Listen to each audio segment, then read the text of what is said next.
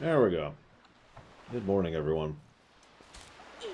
Hey, it's Beetle's shop, which we are ignoring. Sploosh.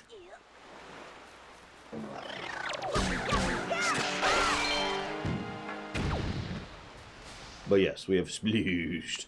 Successfully, even. Good morning, Takoida, Huanta, Shikor, Plati, Loner, Theratos, Taro. What's up, guys? And Dream Whisperer's here, too. Uh-oh. You know what that means. Means their awesome quotient has gone up. Would that be quotient?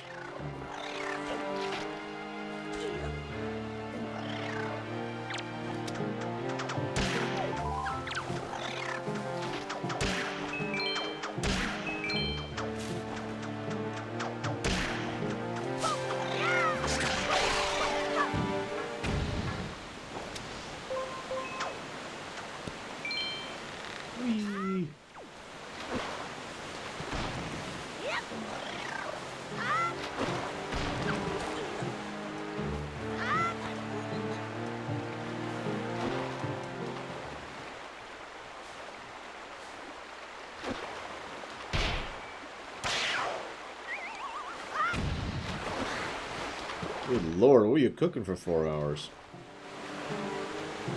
Or that. That's cool too. No donuts for me.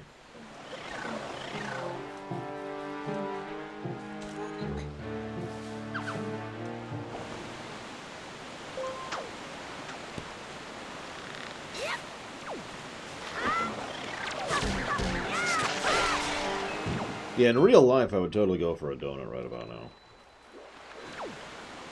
Alas.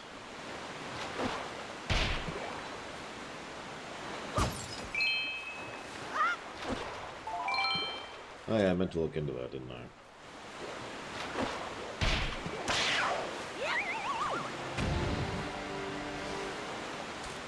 What's funny is I could get donuts delivered, but given how terrible the delivery people are, it probably wouldn't actually reach here. Seriously, I don't know what map service is so terrible, whoops, as to have no idea where I live.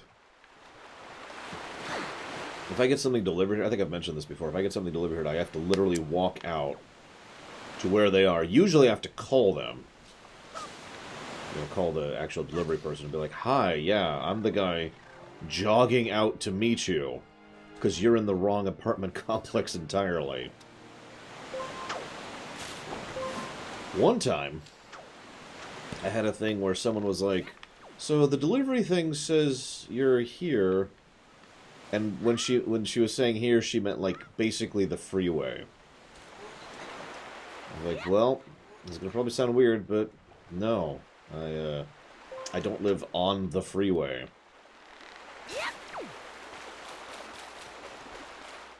And she's like, well, where are you? And I had to give her very specific instructions, because she wasn't getting it. I'm like, okay, no, turn around, go west. Which way is west? Okay, go the opposite direction you just came from. You know, turn around. Okay. Now, you're going to see a sign that says, blah, blah, blah. I need you to turn in left there. You'll see a dude standing in a suit with his hand on his phone. Oh, I see you. It's such a regular problem. I'm pretty sure it's actually an issue with one of the map apps or something. Now, I know it's not a problem with Google's app, because I myself have used Google's navigation map, and it has no problem figuring out where I am. So...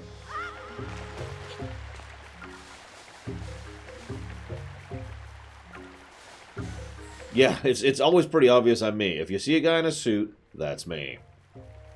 It's the middle of summer. Your dedication will be rewarded. Yes, I know. You caught me in the middle of a call, is what I always say.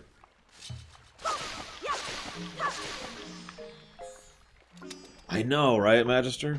It's such a child's game. Who would ever like a game like this? It's ridiculous nonsense. Absolute insanity. Alright. I was such a stupid kid. I mean, I was 20-something. So I just got a donation from Loner. Who says, Dear Lore, I wish you weren't so negative and toxic all the time. I hate you, and I want you to stab your eyes out. Well, thank you very much, Loner. Unfortunately, I don't actually... I don't think I could stab my eyes out for only $20. Because, you know, then I'd stop being able to make money or enjoy life. And I'd probably die. But I will nevertheless say thank you very, very much for the donation. Much appreciate and obliged, sir. Thank you. I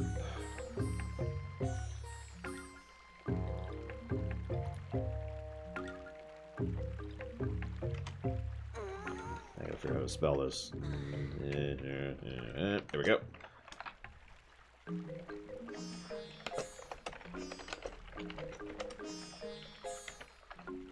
Yeah, I know. You have to use your hands. What a baby's toy.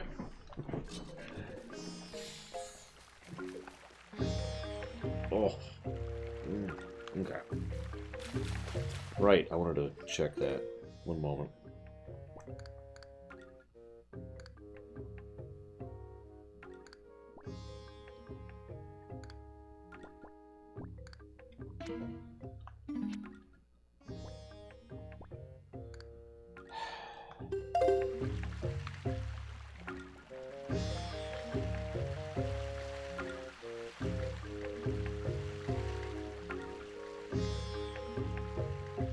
Yeah. So despite my earlier comment, I actually have to give the game another negative. Sorry, guys.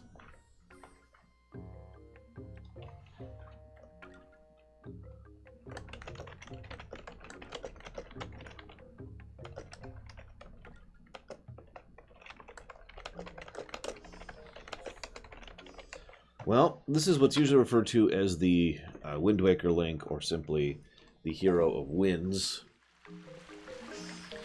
This is... oh my god.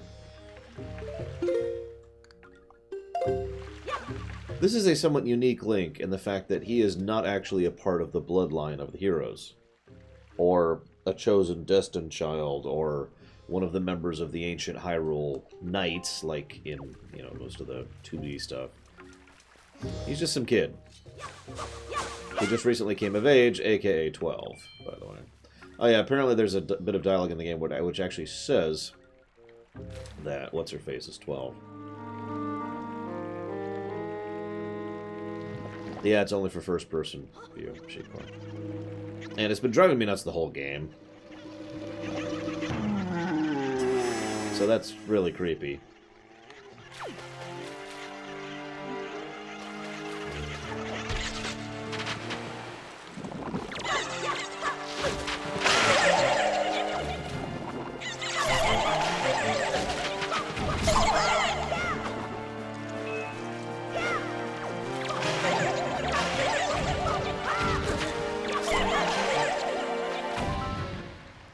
However, that is the Deku Tree. Or to be slightly more accurate, that is the Deku Scrub from Ocarina of Time. The one who grows up after you, you know, this one who sprouts, I should say, after you finish the Forest Temple in Ocarina of Time. That garb you wear, could you be the legendary hero? Has the king at long last found the hero of time? What's the matter? Do you not understand the ancient Hylian tongue?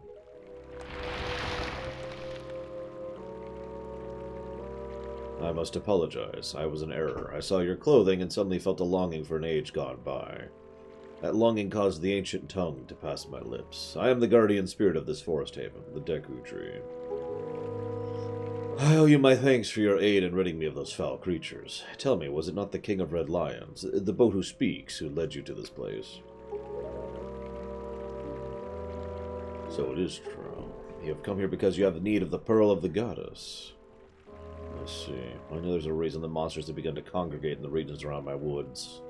Now I understand it. He has returned. Ganon has returned. In that case, we must make haste. Koroks, little children of the wood, this traveler is not your enemy. Let your hearts be at ease and show yourselves. So these are Koroks. They used to be Kokiri.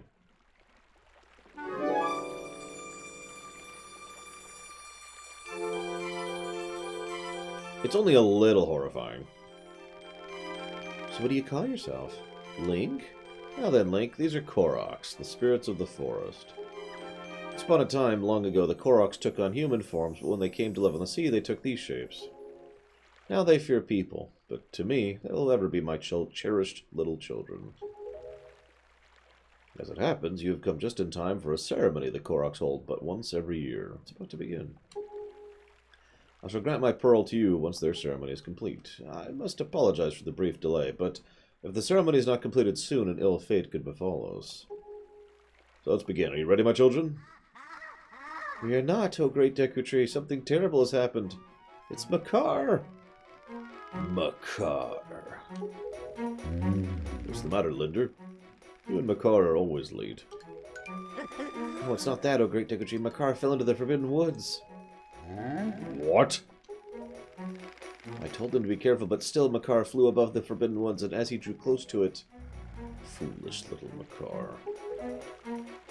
Link, you heard all this? The Forbidden Woods are right beside the hallowed island of our forest haven. Those woods. The whole region's a vile place, home to evil beasts. Now it seems they have taken a child of the forest named Makar. Oh, your presence here is no mistake, I deem. The King of Red Lions likely expects great deeds of you. It is why he brought you here. I am sorry to ask you of this, but can you go rescue young Makar for me? Great Deku Tree, people cannot fly through the air. Ah, yes, thank you, child. You are right. It is not possible to enter those woods from the sea, is it? Link, I would guess from your size you are heavier than my Korok children. Wait a fat shame, dude. Yet I think we still may be able to solve this dilemma. I must use the item I bestow upon you. The prototype for Breath of the Wild. Seriously.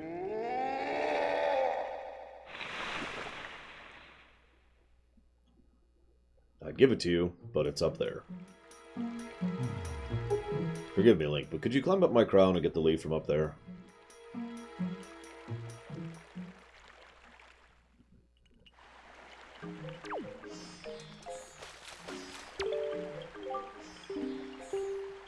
I guess our home still exists somewhere deep in the woods. If you have any trouble in the forest, just look for stump-shaped houses. So this is a good time to mention that there's actually not a lot to share about the Koroks. They used to be the Kokiri. Now they're not. The end.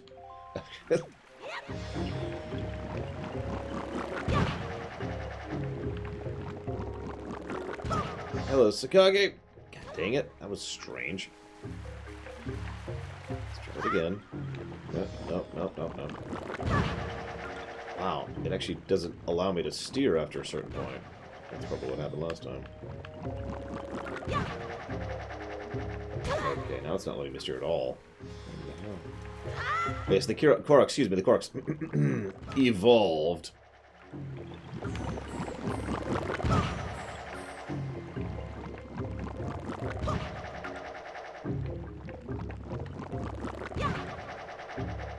Oh, bullcrap. I totally had that. Hang on.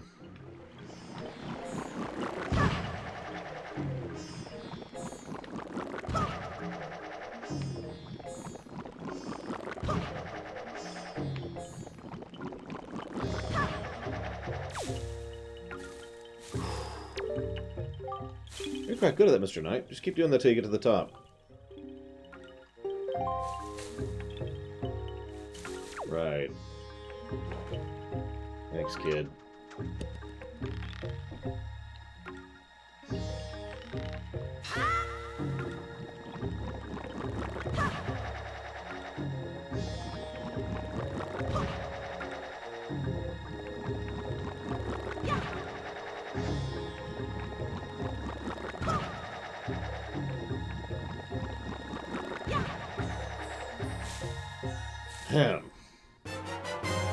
You got the Deku Leaf. So this really is the prototype for the glide thing in Breath of the Wild. No joke on that one.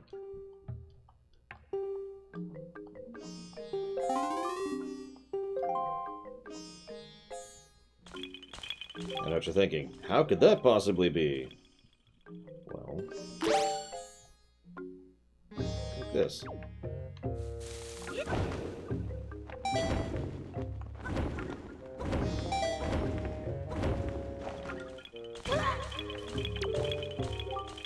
Very good, Mr. Swordsman. You've already mastered using the Deku Leaf. Since you're so much heavier than we are, you can't fly very far, can you? How unfortunate. Anyway, this is the exit. Have fun. Enjoy the dungeon.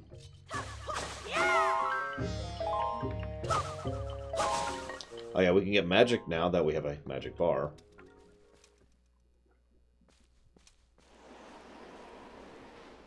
So there's the Forbidden Woods. I don't know what it is. I'll just go ahead and answer Disco's question in bluntness there. I don't know. I like to think that, given the positioning of it, that's basically where the Forest Temple used to be. Well, that's not... Obviously, the Forest Temple is in this game. But yeah, basically, it makes more sense to me that that's like where the... Like the Lost Woods were, the things leading up to the Forest Temple. Since this would be, where the Deku Tree was, which is where the old Deku Tree was, which would mean basically right where we're standing used to be the Kukuri village, roughly. Oh, yep. Okay. So, what direction am I facing? I guess I could find out, so...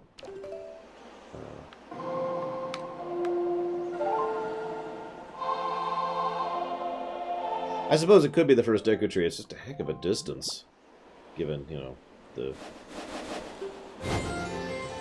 situation. I mean, the first Deku Tree,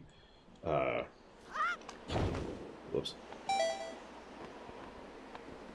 died, like, feet from... Okay, this is apparently not the direction I was facing. This is gonna suck. I'm gonna have to pump a little bit. There we go. Yay, we made it.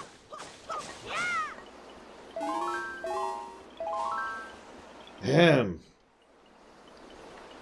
Yeah, it could also, as you say, it could just be some of the SNES RPG effect. But Lord knows there's lots of that in this series.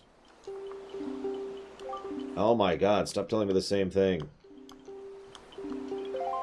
Okay, so now I need to face... What direction am I facing? Looks like northwest. Whoops. Now let's try that again.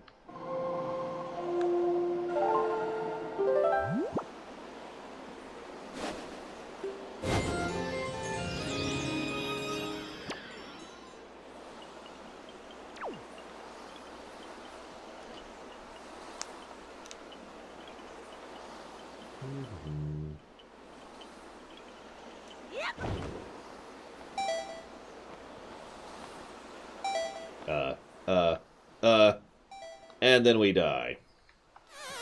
That didn't work out quite how that was intended to work out.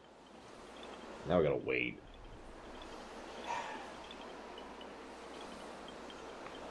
And then Link died. Which actually makes no sense if you think about it. He could just swim back there, but...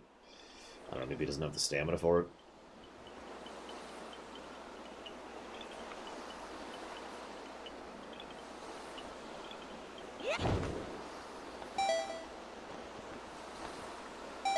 There we go. Oh god, I forgot to refill. I'm not gonna make it. Nope. And then I got eaten by a second shark. Jesus. That's my fault. I didn't even notice that my magic bar was low.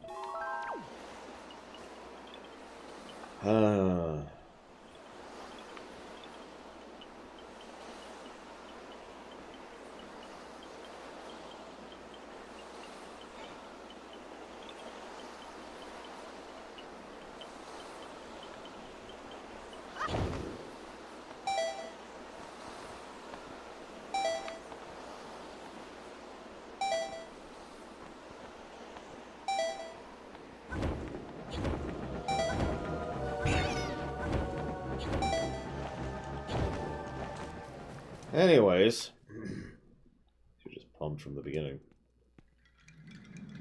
Welcome to Dungeon 2. Also known as the worst dungeon in the entire... I'm kidding. I barely remember this dungeon.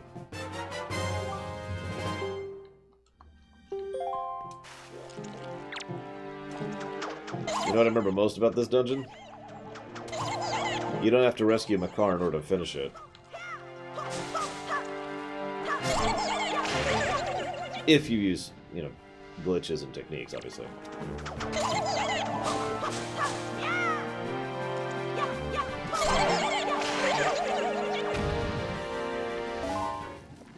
It always makes it funny, because Makar is just kind of there in the boss room. But you haven't actually rescued him, so he just kind of gets eaten by the boss. But then the boss goes away and he's still there. It's very funny to watch. That's what I'm trying to say. Gosh, chews everywhere. Gross.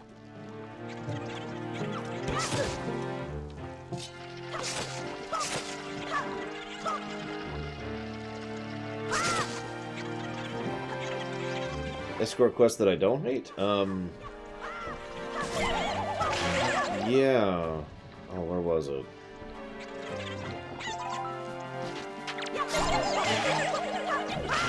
Well, we just had one. I can't think of it all of a sudden.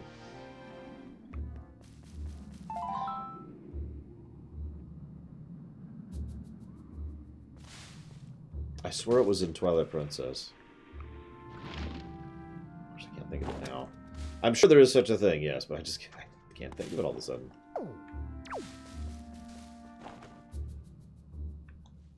No, it's not the carriage. I mean, the carriage is fine, but that's not the one I was thinking of.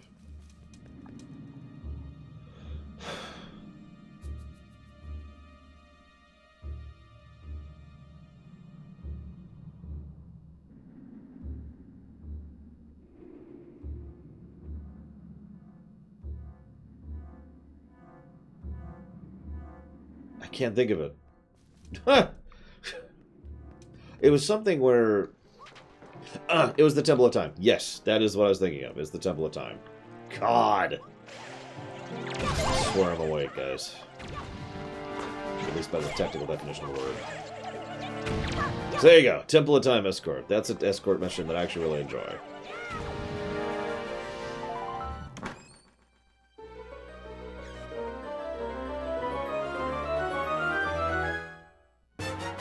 I know there's other examples of escort missions where they follow the same general precept, which is the thing you're escorting isn't, you know, there, or it isn't powerless, it isn't helpless, and the enemies don't prioritize killing it over you, and it's not binary failure if it gets hit, and blah, blah, blah, blah, blah, you know, all the good design things.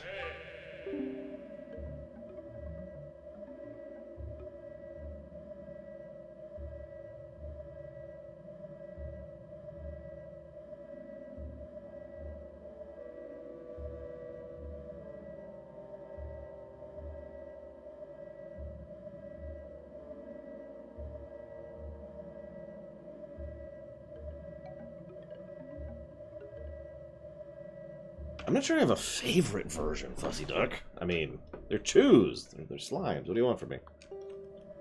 Obviously Zelda 2. Oh, okay.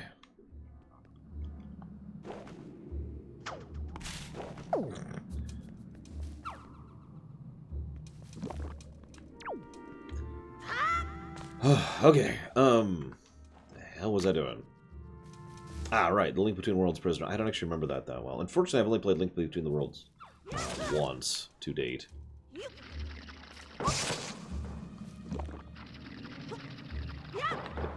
Come on. I don't remember how to do this door. I'm just going to go and be honest. There we go. Okay, apparently I do remember how to do this door, and I'm just an idiot.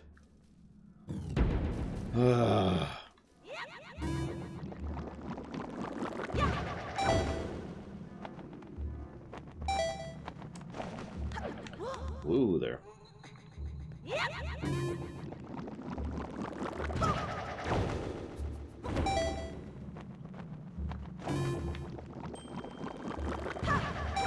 Good morning, Ice Tray. Someone just donated. I just realized that. Hang on. God. I'm getting so disoriented this morning. I'm screwing up everything. Oh, wait, that was Loner. Okay, I did address Loner's thing. But I knew that there would be a subscription in mere moments. I could see the future. The next thing I see is that I will suck at this entire dungeon. There we go. Thank you very much, Trafin. Much appreciate the sub, sir. I had a vision! Link.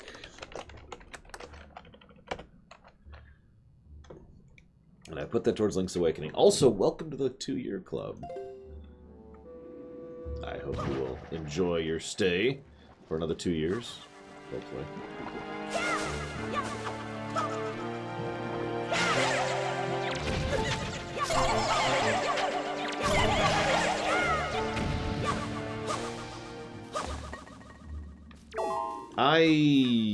Has my video on that gone live yet, Oliverson? I honestly don't remember. Obviously, I've done it from my perspective, like, forever ago.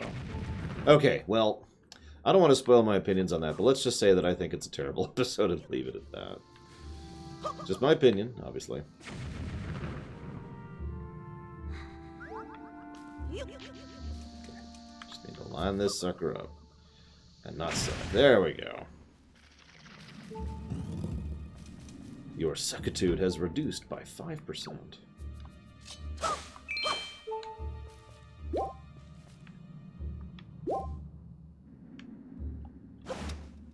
Oops, let's try that again.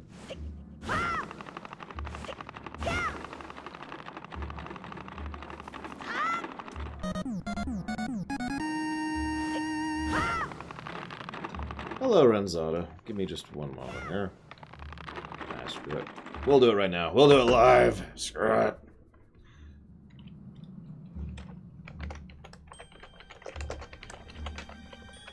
Thank you very much for the sub, Renzada. Much obliged, sir. Thank you. And I've put that down towards Grandia.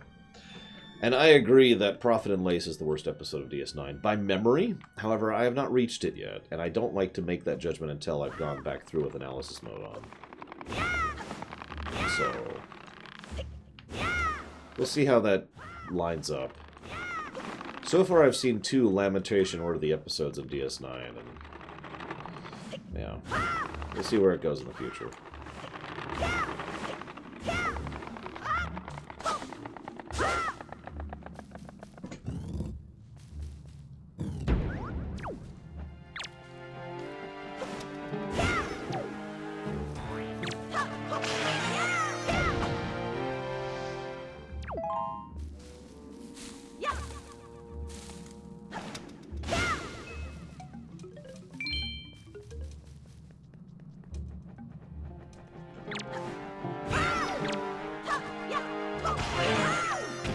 What do you mean, Zelo?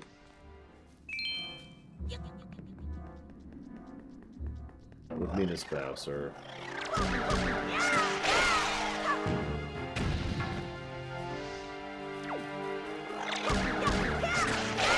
Do you want to hear the canon explanation for that, Dakota? Because there is a canon explanation for that, believe it or not.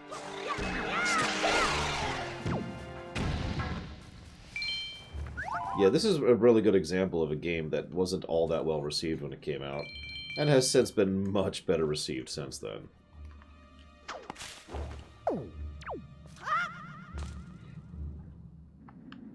So...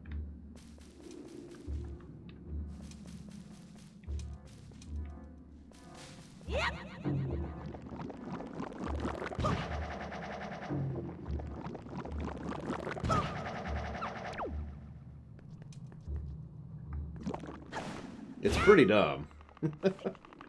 So there's this race called the Picori. Now, they are probably a more traditional example of fairies.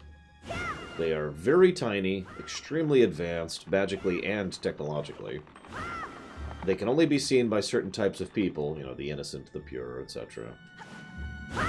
And they run around and put things in the grass and pots so that people can pick them up. Yes, the Picori and the Minish are the same people. They're just different words for the same species.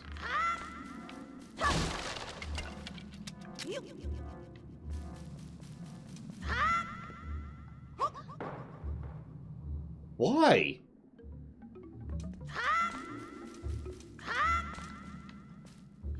Good morning, Night Forger.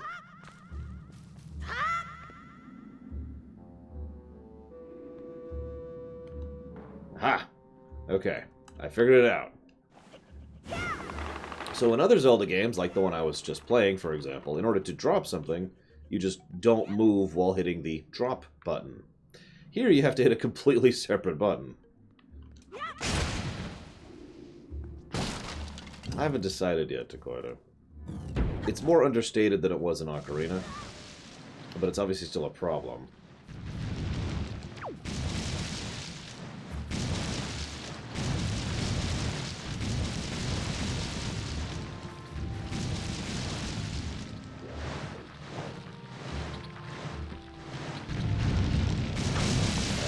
No. There we go.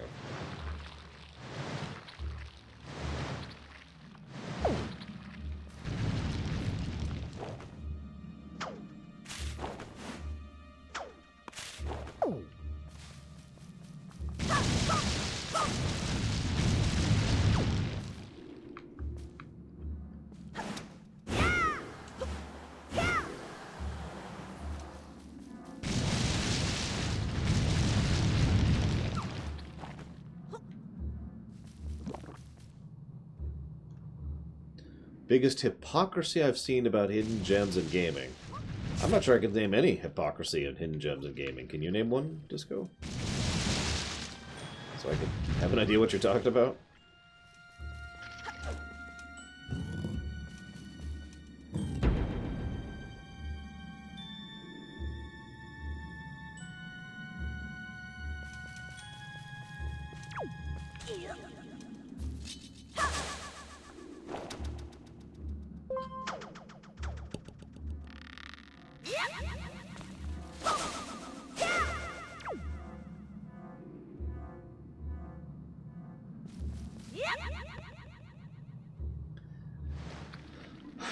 One thing I do feel going through this, and I don't mean this in any way as an offense, or, you know, an intended offense thing, but it feels like this game's a little less polished than Twilight Princess.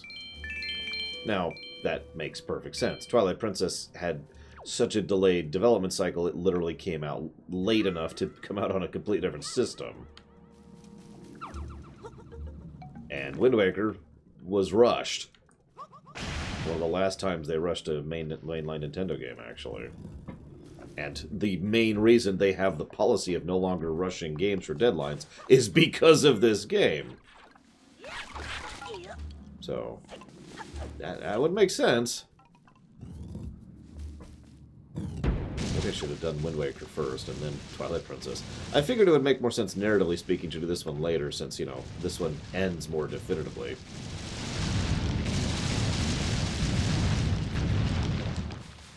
Shrug, I guess.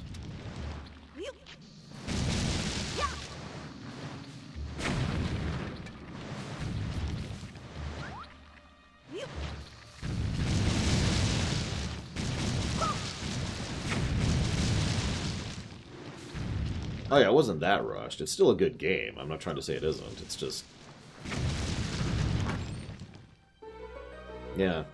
I'm trying to put it into words. The controls are looser, and it feels like the puzzle design is basically the same puzzle design I would see in a 2D Zelda, roughly grafted onto a 3D Zelda, whereas a lot of the Twilight Princess puzzle design was clearly designed around the 3D element to begin with. You know what I mean? Whoops. Maybe you don't know what I mean. Maybe I'm just failing miserably at explaining my point here. I don't know.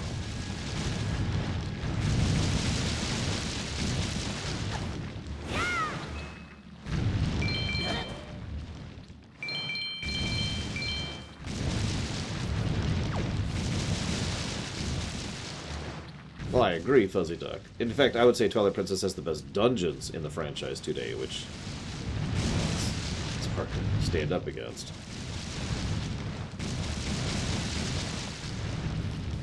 And the best combat, and the best bosses, while we're on the subject.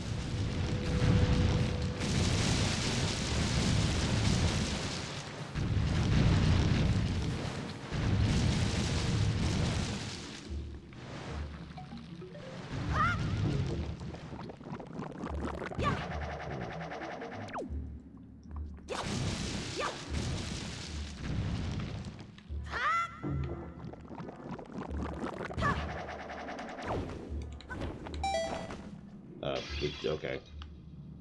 Well, that's a thing that happened.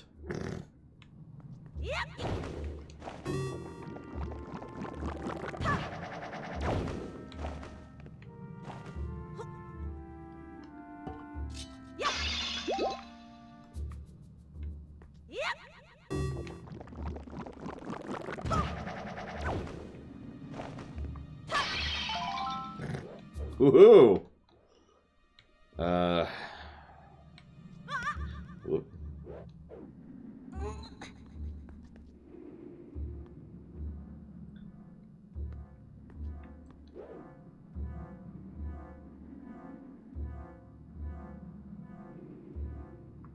Yeah, no kidding, Dream Whisperer.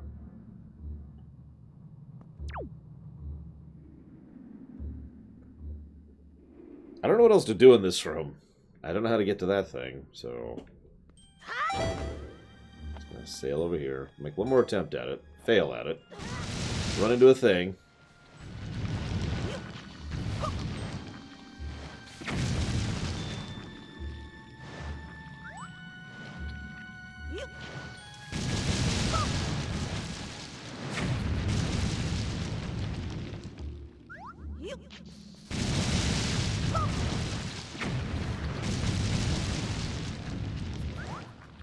Given the distance problem, I almost have to do this. Can I do this? Nope. Can I do this? Nope. Okay.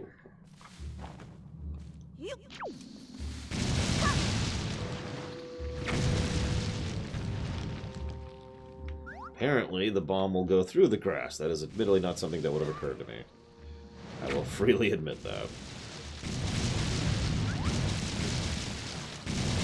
So yes, I was hitting the tree because I was trying to get it in between the gaps between the grass and the tree. Design intent there.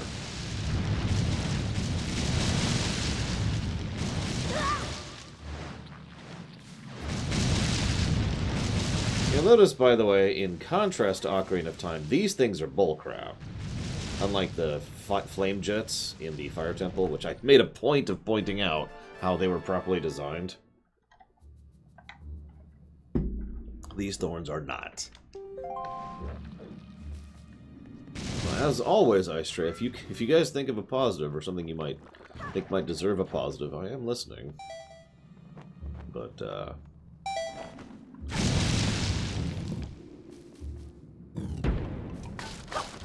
can't really think of any so far myself.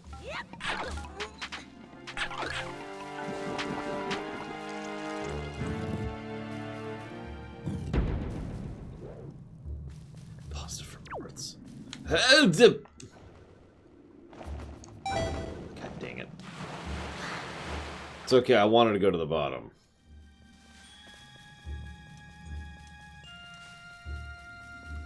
In all honesty, I do think this game will have quite a few story positives. I really do think that. I don't know about the gameplay side of things.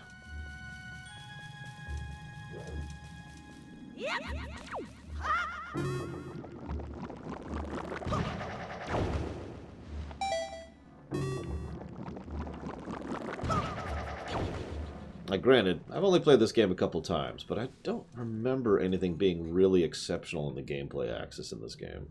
Not counting the last boss, which was pretty awesome. Not the lead up to the last boss, just the last boss himself. Hello. There we go. I imagine getting a plus for Kit will happen. Honestly, it would be a very bad Zelda game indeed that does not get a plus for Kit. Like that would be a substandard Zelda game if it does not get a plus to Kit, you know?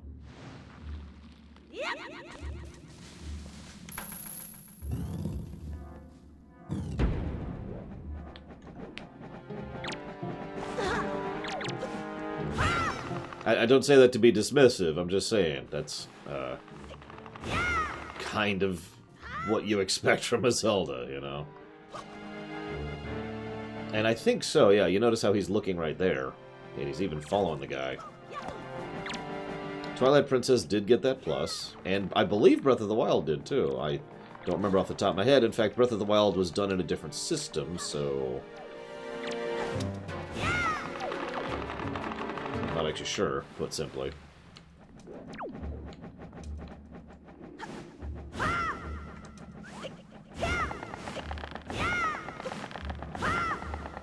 Come on.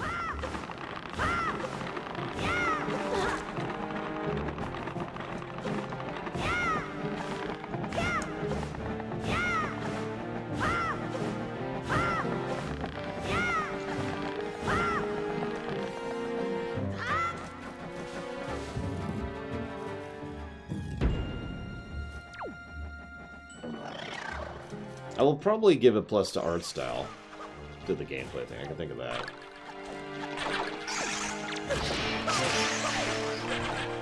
I will also say that I think the color distinction is a lot better than it is in several Zelda games. Like, there's really good, very overt color distinction in this game. There is... I have no memories of ever being at a point where I couldn't tell what I was looking at. Yeah, no point in which I was like, where the hell am I? Or what should I be doing? No, more of like, okay, there's that, there's that.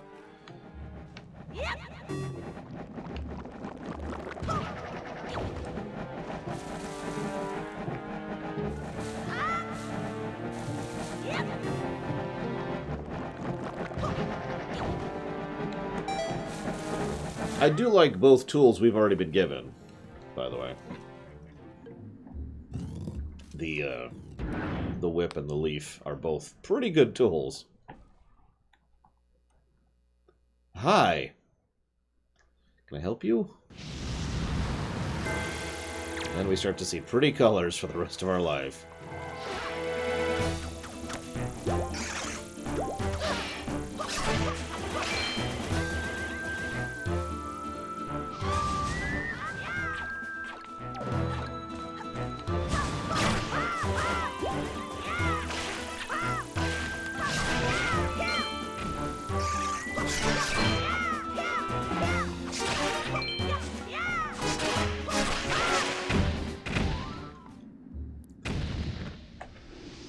Listen, Ricky. I'm going to kill every single morph.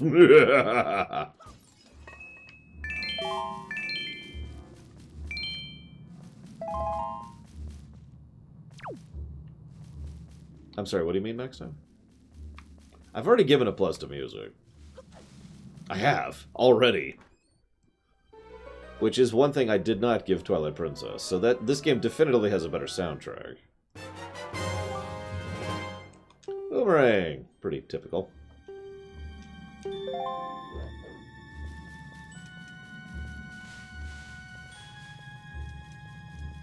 How do you use the leaf on that, Chris the Fields, if you don't mind my asking? So let's go over here. I'll put that on, I guess, here for the moment. Well, no, let's switch these. Let's switch these. No, let's put that there. Debate. Yeah, let's do that.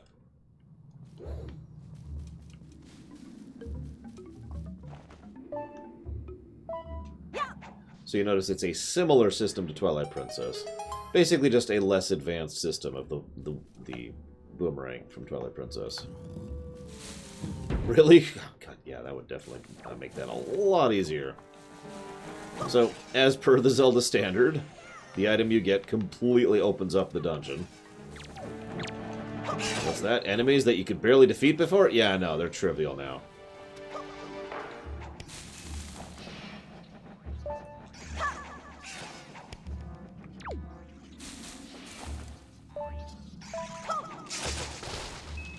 No, that's not why I didn't give a plus to music for Twilight Princess. It's more like most of the music for Twilight Princess wasn't all that memorable or good for me, personally, obviously. So, while there are good songs in that game, they were outnumbered by the number of average songs in that game.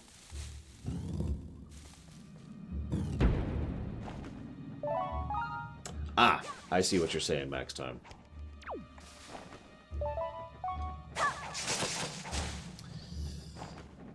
You know,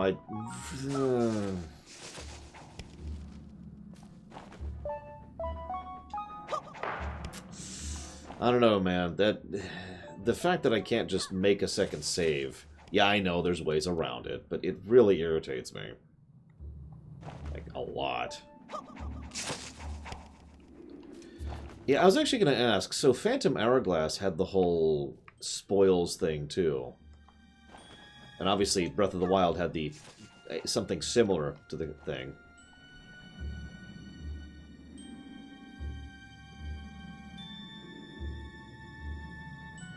I think that was specifically in reference to the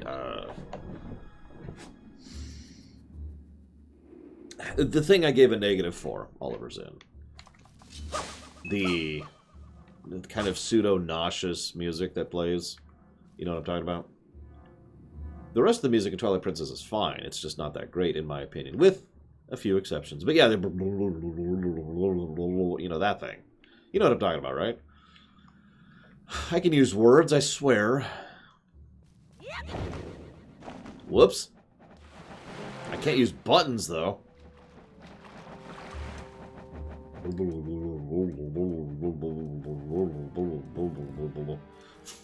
Whoops, I'm going completely the wrong way now.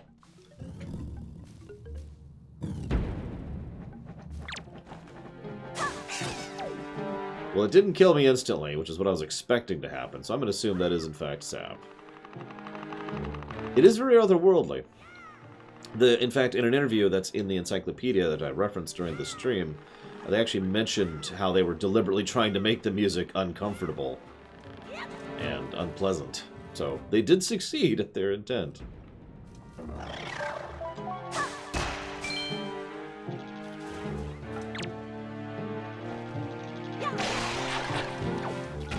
Yeah, music is, I'd say, second, maybe third, in terms of variance for human preference. It's actually fascinating when you think about it.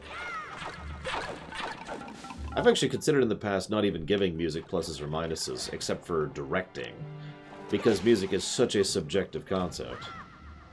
But then I realized, what am I doing? I'm not doing an objective review, I'm doing a subjective review. So... you know, screw it, basically.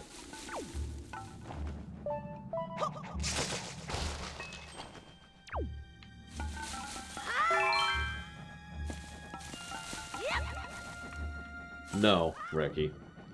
In my opinion, I suppose I shouldn't say that so definitively, but in my opinion, there really is no such thing as an objective review. An objective review would review whether or not the game runs, whether or not the game is controllable, you know, what type of genre the game is going for, whether or not the graphics are visible, whether or not the audio is audible. Really, really, really, really basic stuff that would be objective.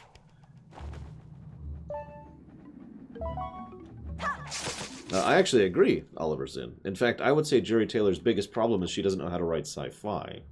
I'd talk more about her. Yeah, an objective review would be a bug report. Yeah, that's a good way to put that.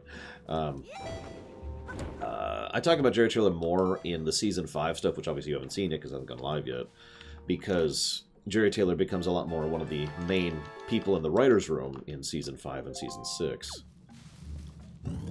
My biggest problems with Jerry Taylor are mostly over on Voyager, really. I think she was fine on TNG, with only a couple of exceptions.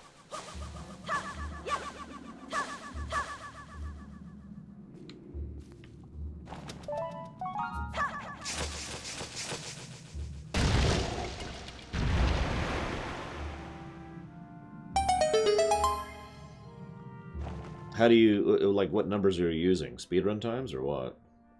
Or, like, how to beat? Okay.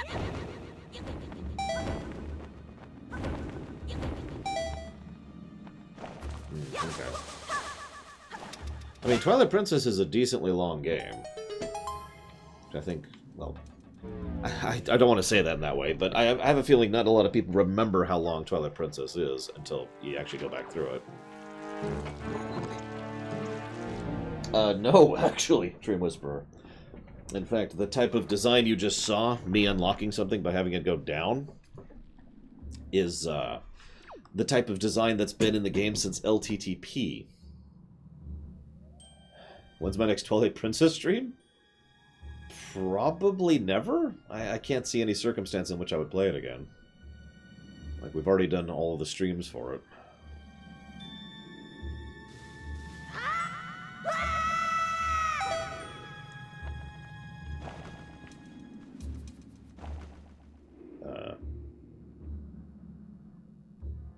Yeah, we're done. Sorry. That's why we're on Wind Waker now. We did it.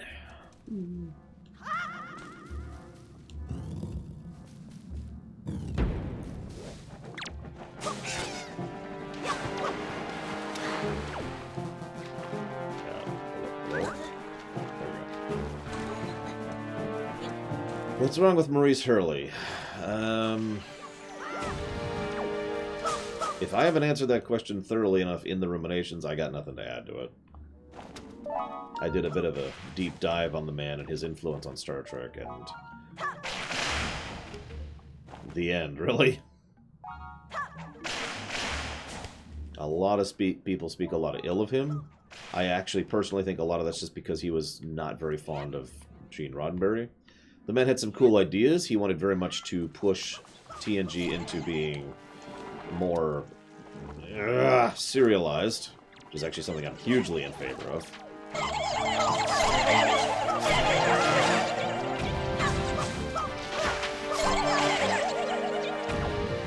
He was also part of the politicking that was going on around Season 1 and Season 2 of TNG.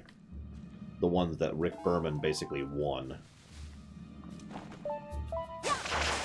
Which rumination? Oh god, I don't know. He comes up constantly in Season 1 and Season 2.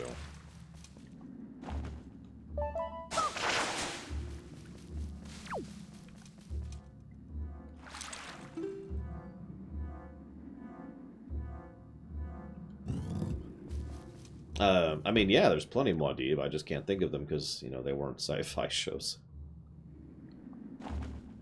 I'm sure I mentioned him in a Q-Who, since he was the one who came up with the original story idea.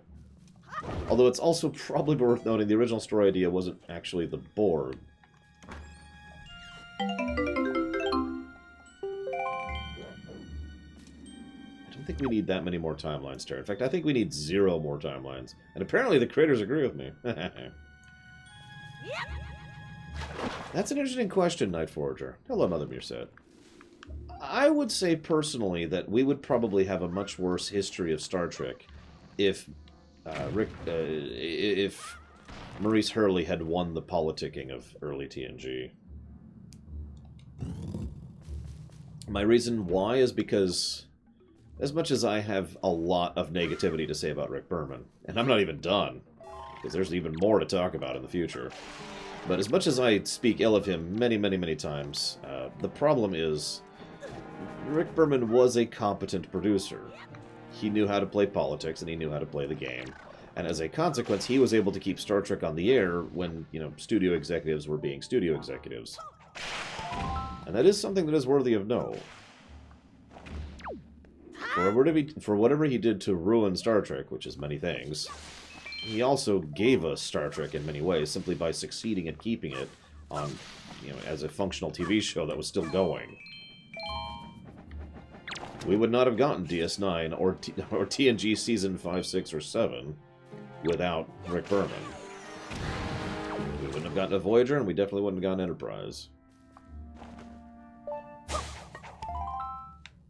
So, make of that what you will.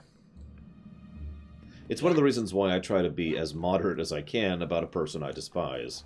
Which I know sounds like a strange statement, but there it is.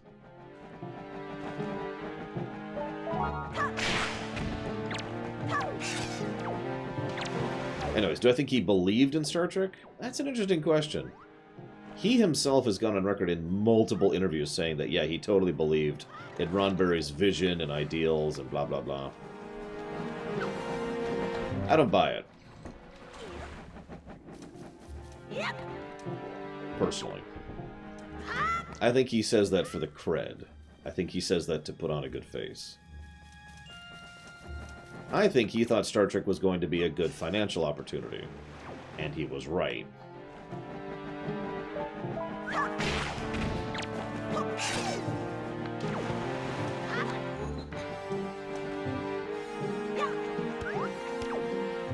Really? Yeah, he was... What's the name of that twit I can't stand in Dragon Age Origins? Someone help me out here. Someone's got to know what I'm talking about. Can't even think of her name.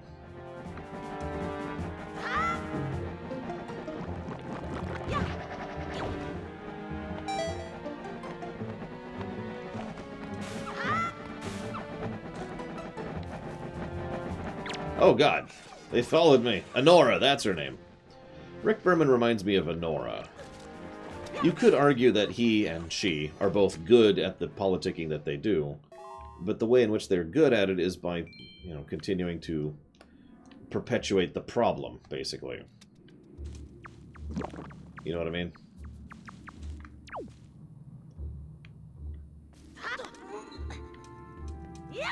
So, in short, it's the best possible answer of a bunch of horrible answers. I don't think I can Dream Whisper. It's kind of trapped with a thing that I need to get the bomb in there. So, we're going to do this.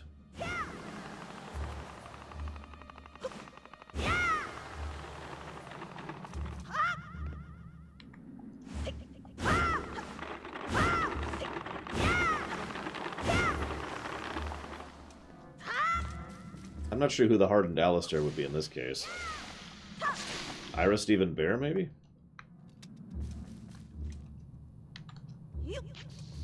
It's not Michael Pillar. Michael Pillar would be the unhardened Alistair. Make of that what you will.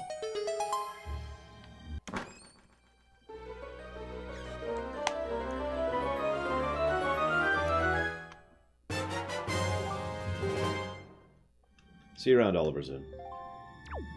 Oh, and I forgot to... whatever. I was actually going to address... So Oliver's Inn made a good point, and I want to address that really quick. He asked why I don't allow comments on the document.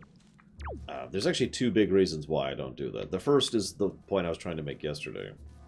AKA, the idea that leaving just a public document available to the public in order to put whatever they want on it is not a very sound decision in the era of the internet, put simply. Hello. There we go. So, the other reason, though, is I don't think it's particularly necessary, since the whole point is that you guys can, you know, if you have any comments or thoughts on a point, you could just comment on it. I mean, there's a reason I stream these, right? And even for older, it's not like I won't edit older documents if something happens. In fact, I have a specific example of that. So somewhat recently... Oh, jeez, this is going to be slow, isn't it? Yeah. This is going to be slow. I gave a negative to Super Paper Mario for the fact that it allowed you to lose a huge amount of progress based on a dialogue failure, basically. You know, would you like to die? Yes! And then you die. So, one of my viewers, Frieza, in fact, pointed out that that's actually not true. If you do decide to go ahead and say, yeah, I'd like to do this, you have to go through something like 10 separate dialogue options. Over and over and over again in order to confirm it. Which is a lot more reasonable. So I actually went back and edited the site. In fact, if you check the In-Depth Classics section, you'll notice that negative is no longer there. I edited it out.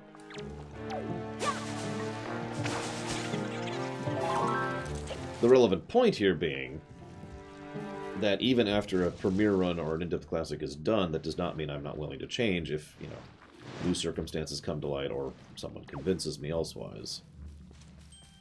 In fact, I look forward to Max Time trying to convince me to get rid of some negatives for Final Fantasy IX when we get to that later in the year.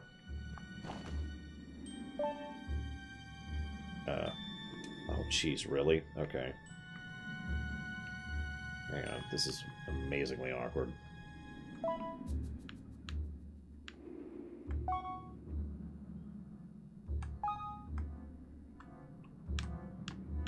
Come on, there we go.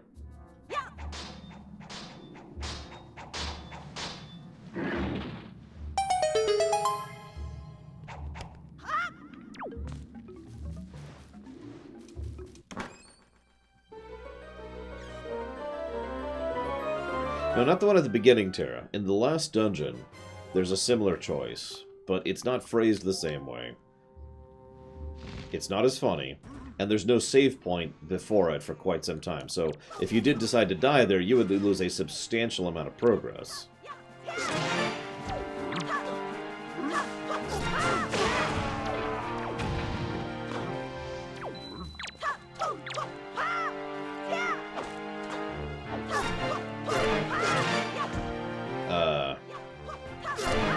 I don't have enough context to actually know what you're talking about, unfortunately.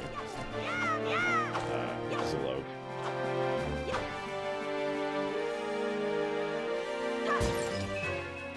Oh, dang it.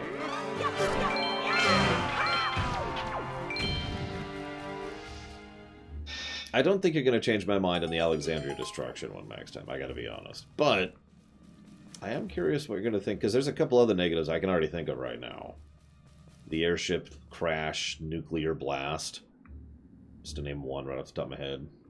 Or the trance system in its entirety as a gameplay thing, not as a story thing. I actually like trance in the story. What Zelda game would I recommend after you finish TP? Well, assuming you haven't played any of the other ones, going from Twilight Princess to Breath of the Wild is a fairly natural move. You can also try the 2D ones if you have access to Link Between Worlds. I would definitely recommend that one.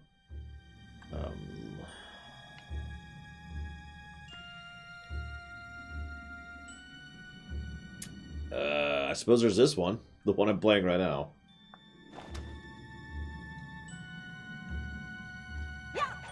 Oh, I'm an idiot. Silly me.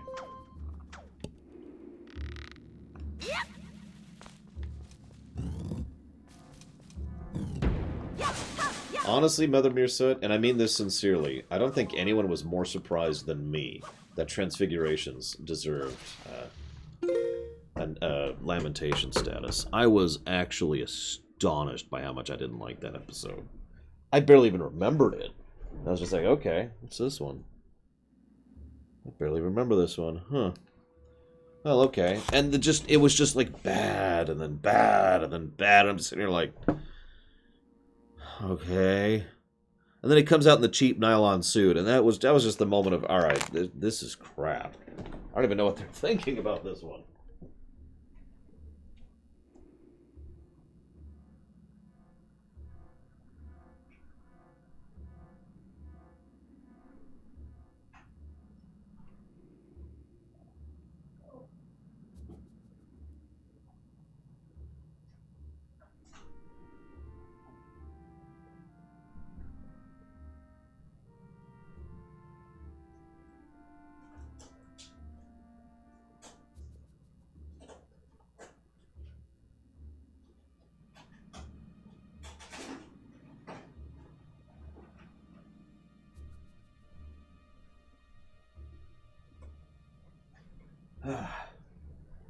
Sorry about that.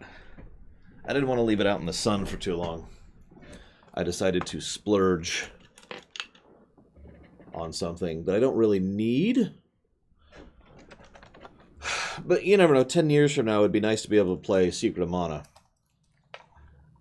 on the Switch. So, went ahead and picked up a physical copy. This is actually the second time I bought this, because I bought the digital one too.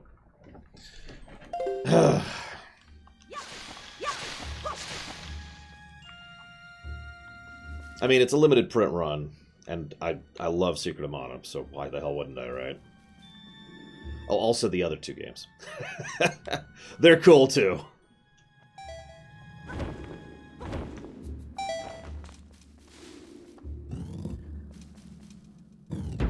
Yeah, well, that's a shame, Max Time. I have actually, funnily enough, I have literally never heard someone defend the gameplay axis of the trans system.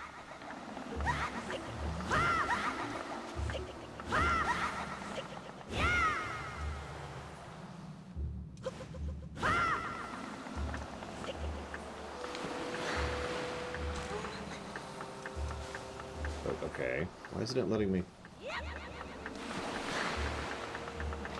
Oh, I know, Tara.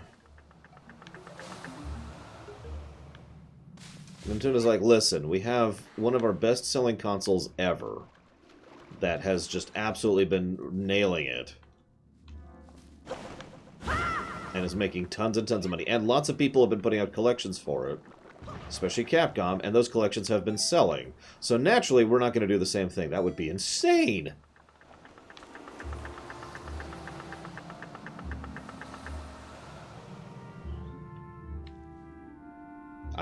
I've said it before and I'll say it again. I don't get Nintendo. They just make so little sense sometimes. Although we do get a direct... like, in tonight? Right? Yes, tonight. In about 6.5 hours, actually.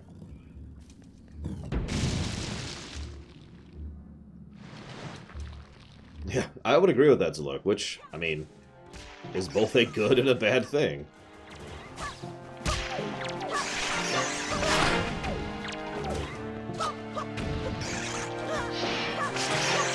And now to kill all of these creatures.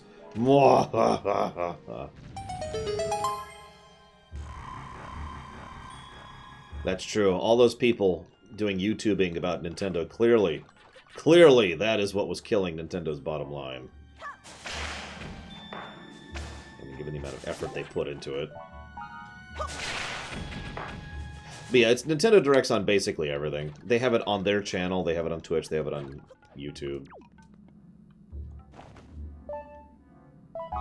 So that's funny, Blue Wolf Alex. So, that means that you also do not like the gameplay aspect of the trans system. Since, you know, the activation is obviously part of it. In fact, it's a huge part of it. Honestly, if they fixed the activation problem of the trans system, that would go a long way to fixing it. I would still have issues with it, but it would go from a gameplay negative to a gameplay neutral, you know what I mean? If not for the... Nope! It just filled up! We're gonna interrupt the boss that you just killed in order to do this, and then the boss dies. Game over. Da-da-da-da-da-da-da-da-da.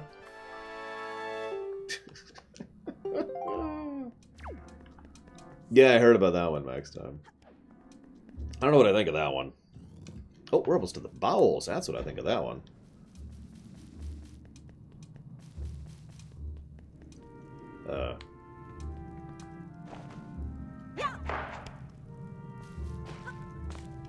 Oh, I know, Chris the Fields. No, see, Blue Wolf, you're saying the same thing I am. We're just disagreeing with how we're saying it.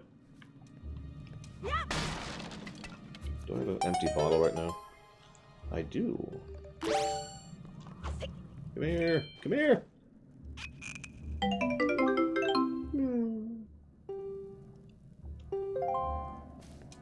Yeah, it's probably going to be nothing. I'm actually not expecting anything from this direct, honestly. It'll be like, hey, here's Luigi's Mansion 3, and it's like, okay. Like, I'm already sold on that game. In fact, I've already bought that game. And here's Pokemon Shield. Yeah, I bought that game, too. Boss time. I should have saved.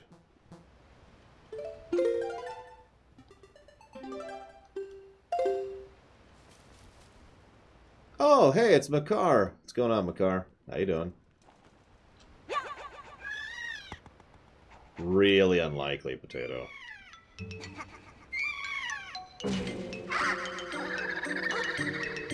Makar? You might want to...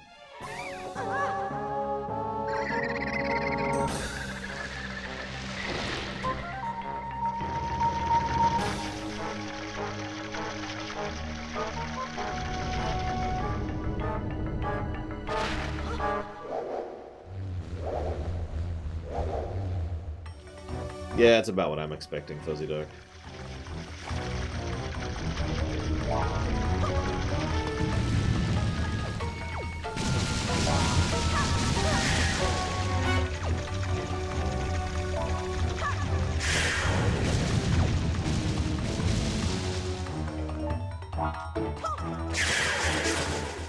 I mean, yeah, it really wouldn't be the first time.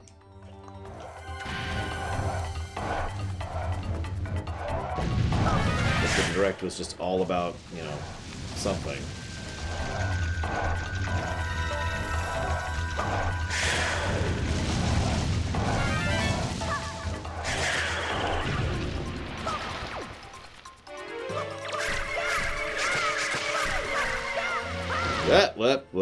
Hi. I meant to get eaten, really. Also meant to fall in that. That was all intentional.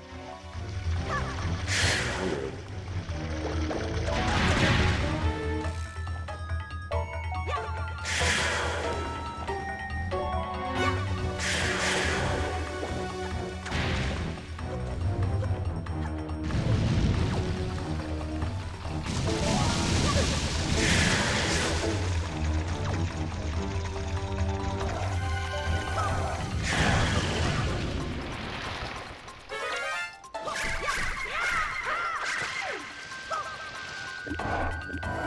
Good afternoon, my blessed. How are things? I mean, that's kind of my thoughts below, Felix. Of course, I'm already sold on the game, so I'm not an unbiased opinion.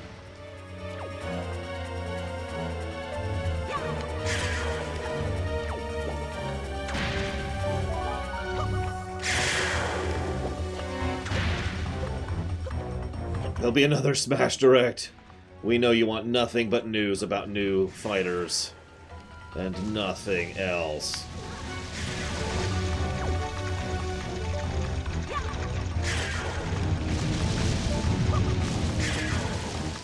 Crap, I missed like one over there. Doom Guy is now in Smash. Rip and Tear. 3. Do these regen? I don't even remember.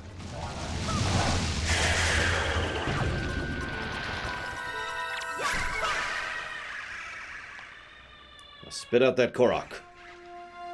God,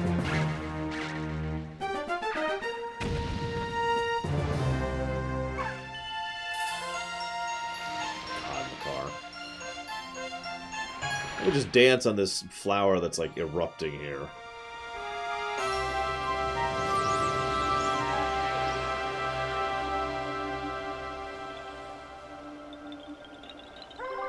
Swordsman, are you the one who rescued me? You have my thanks. Oh yeah, if you pour water on the boss, it kills him instantly, which is just absolutely hysterical. I should have done that, but I wanted to experience the boss, you know, normally. Oh well, when all went dark around me, I thought my time on this earth was over. Why are you here, Swordsman? What? The Great Deku Tree sent you? Oh, that's right. Today's the day of the ceremony. I'm in trouble. I shouldn't be here. I need to get over immediately.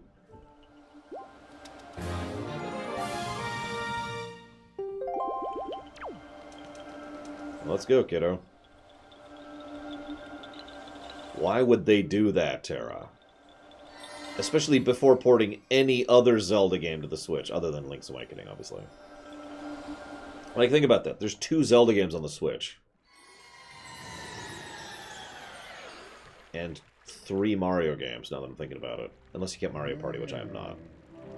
Oh, Makar, you returned safely. I'm sorry, Great Deku Tree. I know you warned us many times, but still I did not listen. Do not worry, Makar. You are safe now. Just be more careful from now on. You have done well, Link. I must thank you for your brave deeds. Here is that which I have promised you. Please accept it. Shake it, shake it, shake it. Bonk!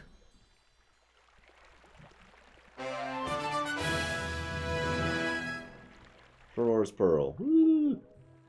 It is my hope this pearl shall lead you to fair destiny. All is well, Makar. Do not cry. Please, play your songs for me as you always do. We must begin our ceremony soon, before the day ends. Sorry to keep y'all waiting. So I know a lot of people really like this song, so I'm just going to shut up.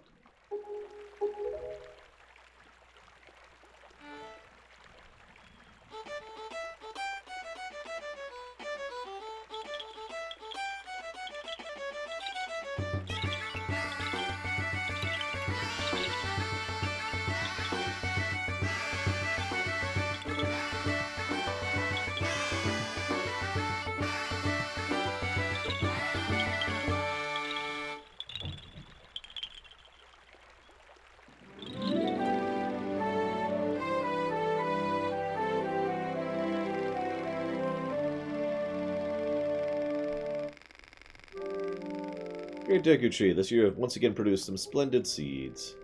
We will continue to spread the forest across the Great Sea. To the sea! Now this is kind of horrifying, if you actually sit and think about this. So there are some people that argue, and I agree firmly with this idea, that the only reason that these people have been able to survive in this horrible apocalyptic scenario is because of the yearly ceremonies they do to spread the blooms of life and trees throughout the remaining islands. In short, the idea being that all the forests and, arable land is coming from the Deku Tree, regularly sending out the Koroks to do so every year. Thank you, Link, for all you've done for me. How was my performance? Did it suit your tastes, or no? This instrument was once the Great Deku Tree, is the one the Great Deku Tree gave to me on the day of my birth. He said it's an instrument that people played long ago. It's been taking many long hours of practice for me to be able to perform at the level I do now. 8 of my fellow Koroks have set out on journeys to create new forests. But both Hollow, who studies the making of potions, and I will always be on this island. And there's yet another collectathon quest thing you can do. It's like 5 at this point, if you're paying attention.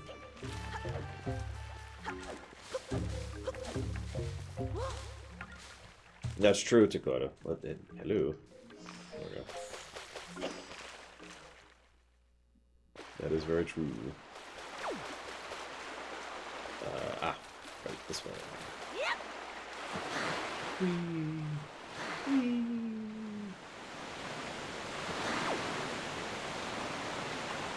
Double wee. And then Link drowned. The end. Good morning, Balmung. I hope you enjoy the watch. Hello. Good evening. We have a letter for Link. Dear Link, if you're reading this letter, it can only mean you have peeked into one of our many post boxes. I am indebted to you. I'm very sorry to leave you without thanking you. Please accept my heartfelt apology, along with my thanks. We cannot do much to help you, but we can do this. If we get any letters or parcels for you, we will deliver them to a post box near you. If you see any wiggling post boxes, please look inside them. There's a person in there. Don't be too creeped out by it. I suppose you have a long way to go before your perilous journey is done. I have included a gift with my letter that I hope will help you. Please accept this small token. I look forward to the day we can meet again. You got the heart. Kingdom Hearts reference.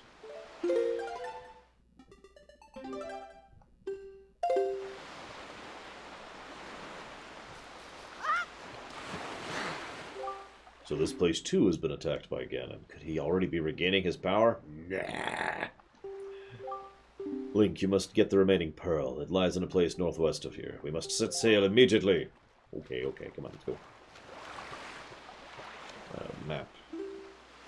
Way over there? Alright, whatever. Come on, music. Music. Oh, I'm going the wrong way. Turn. There we go.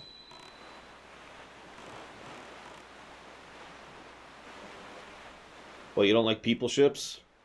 Fun fact, he's actually cursed.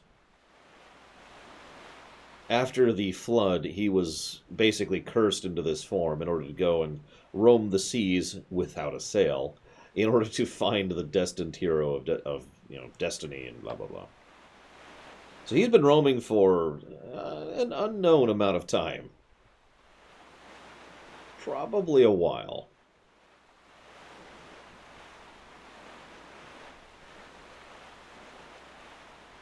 Hello, Gum Gum. Sorry, didn't see you right after Balmung there.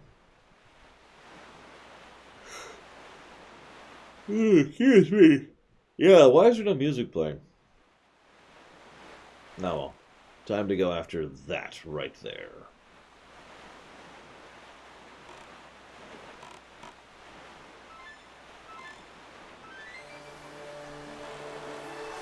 Okay, we're not going anymore. Changed our minds.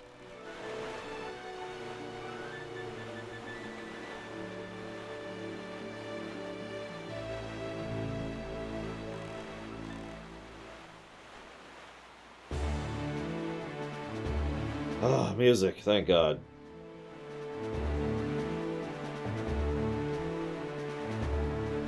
The wind... I'm actually bypassing the wind mechanics. This sail... Here, watch. So I changed sails just now.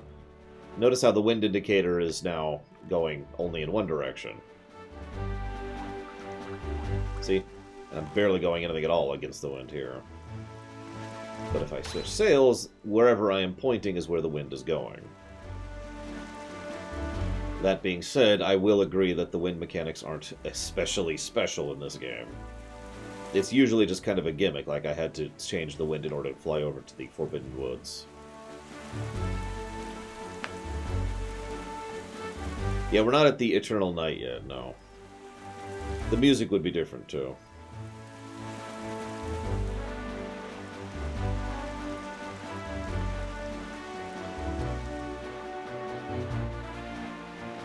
That sounds so strange, Gum Gum, because what that implies to me is that they originally had a law that it did actually impact your trial, which is even weirder. Enemy ships. No. So this is pretty much the only navy we're going to see in the game, is those random enemy ships. Hope you enjoyed those, because we can't do anything against those yet.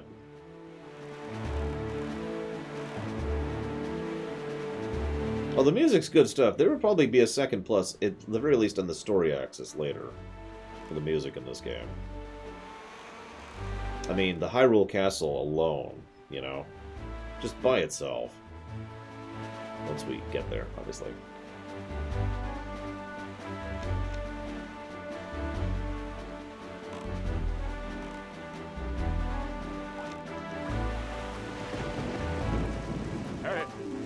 Look, Link, do you see it? What has happened to this place? The Great Fish Isle. What's the meaning of this island? It's... We are too late. I knew we had precious little time, but I never suspected how little. You took too damn long in the last dungeon, Link. A great water spirit named Jabun once lived here, but no sign of him remains.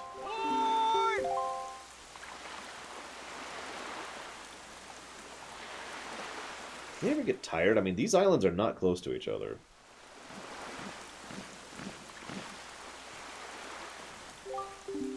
So you're here. I've been looking for you. Are you by chance seeking the Great Spirit Jabun? I'm sorry to report that Jabun can no longer be found here. Just look at how this place has been torn to pieces. I suppose this too is the work of the Shadow in the Forsaken Fortress. But fear not. Jabun was able to flee this island before it was attacked. He's in a safer abode now. Would you like to guess? It's on the island where you were born. Outset. Yet even if you were able to go to Outset now, you would not be able to see Jabun. The cave where he hides is sealed with a mighty stone slab that repels all who try to pass it. Why, not even the pirates with their mighty ship could get in. I must apologize, Link. I thought if anyone would know of your whereabouts, it would be the pirates. I told them this tale without as much as a thought for the consequence. I don't know what they hoped to get, but they immediately set sail for Outset Island and tried to break into the cave. It's lucky they could not gain entrance. I have heard that they were last spotted on Windfall, but doing what, I do not know. If you wish to see Jabun, you might go to Windfall. What an eerie place this is. Everywhere else boasts clear skies and calm seas, but this place suffers under dark clouds and rain. Balu must have been right when he asked me to bring word of Jabun to you. He called this island cursed.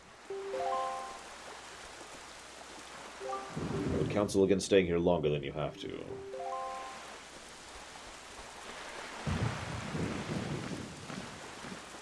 I guess they literally magically fly, so it would make sense that they don't get tired. It's just, you know...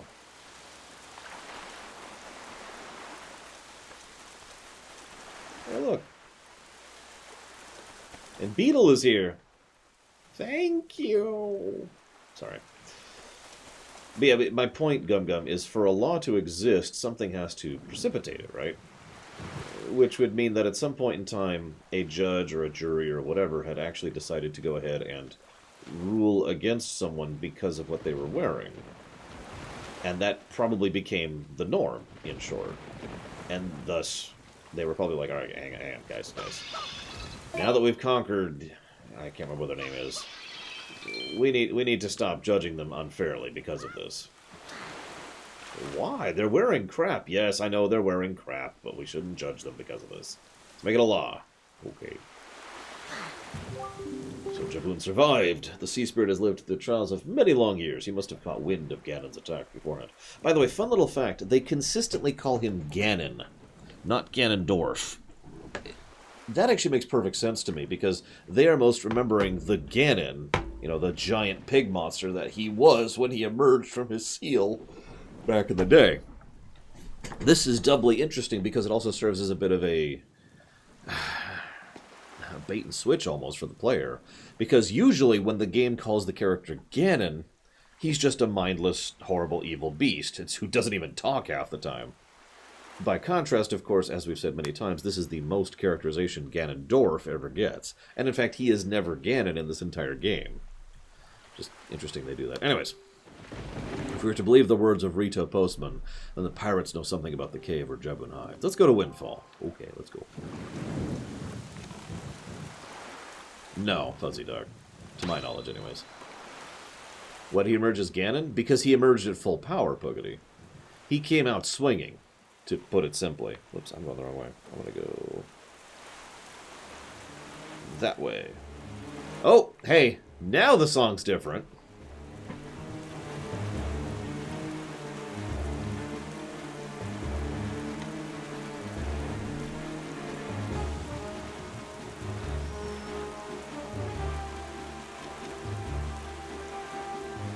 I'm using the map. If you're wondering why I keep looking down, I'm adjusting my course. Honestly, though, that wouldn't surprise me at all, Dakota, given what we know about what it does to him. It's also interesting to note he almost never uses the Triforce of Power in this particular game. In fact, I have heard a theory that one of the reasons he succeeds so well is because he stops leaning on the Triforce of Power and starts trying to be more measured in his thoughts, you know, trying to have power, courage, and wisdom in, you know, in full totality.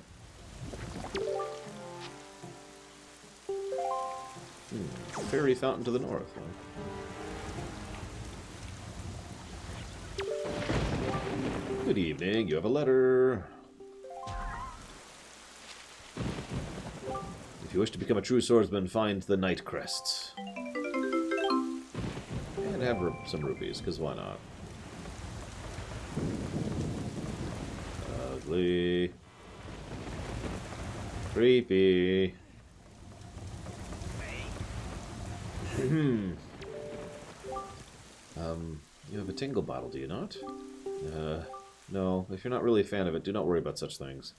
Tingle bottle, it's kind of complicated, I suppose. No, don't go out of your way. No, really. I mean, it's quite amusing, the tingle bottle, I mean. But no, really, I would not expect you to.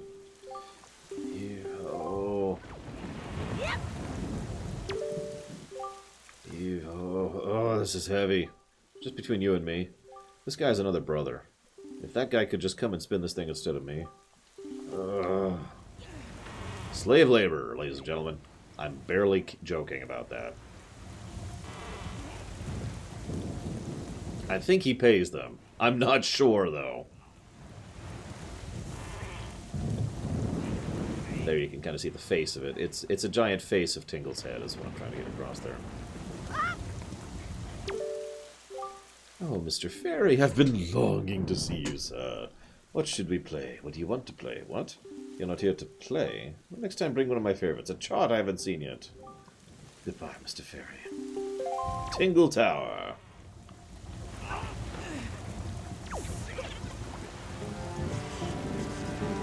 Right.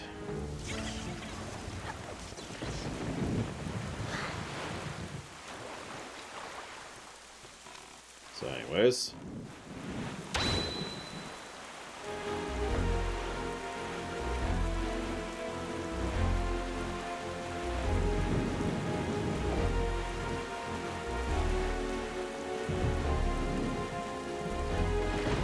Also, note what the music is turned into.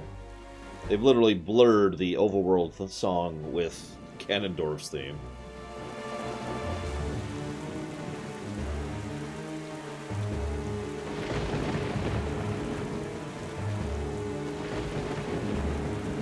Wait a minute, Platty. Are you in favor of slavery, Platty? Again? Alright. Looks like I'm gonna have to deal with Platty.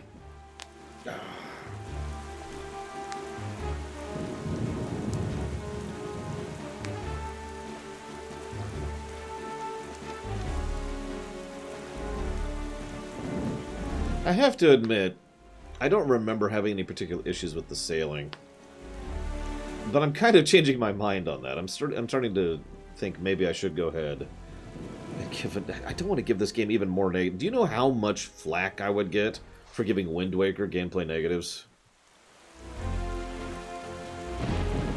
I got flack for giving it 15 negatives. And Witcher 3, you know? Yeah, of course I am, Deload. Ever since I burned it to the ground. Does that ever matter? I am not fond of painting another target on my face. I already get enough flack every single day. God dang it, you're right. This is Dragon Roast.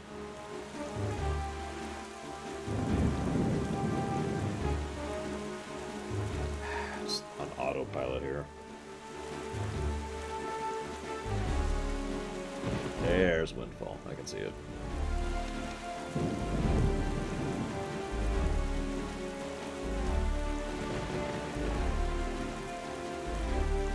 No, but I sold this weird fat guy a fiddle. I don't know what he wanted it for.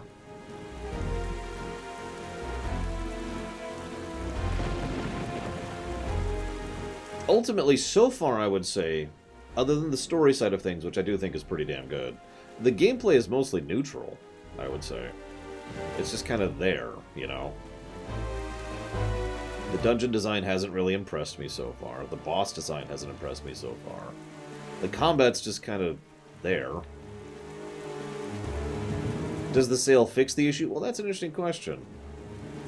Because while it's obviously slower without the sail, that's it. And you'll notice that this, even with the sail, this has taken a while. So this is the first time I've ever played the HD version, and I am actually surprised at how long it's taking to get from point A to point B.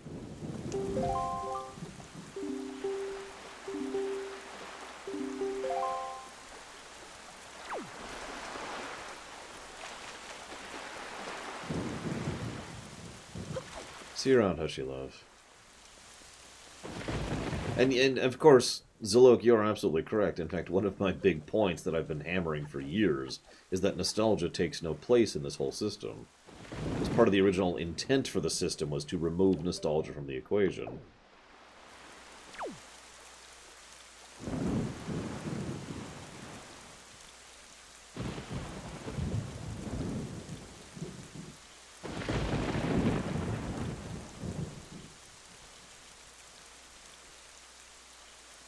I don't know. I'll debate this. I'll pencil in a negative for the C thing. Hang on.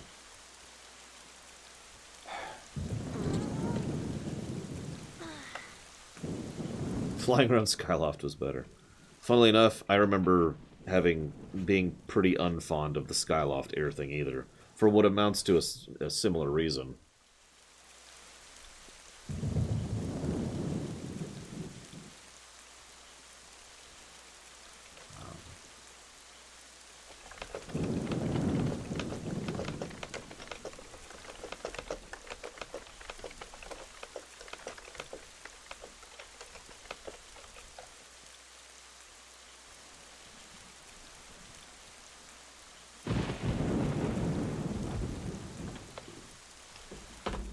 I mean, one of the games I really want to review in the future is actually Final Fantasy Mystic Quest. Because that has to be a terrible game, but I enjoy it every time I play it. Bizarrely. Oh, nothing here.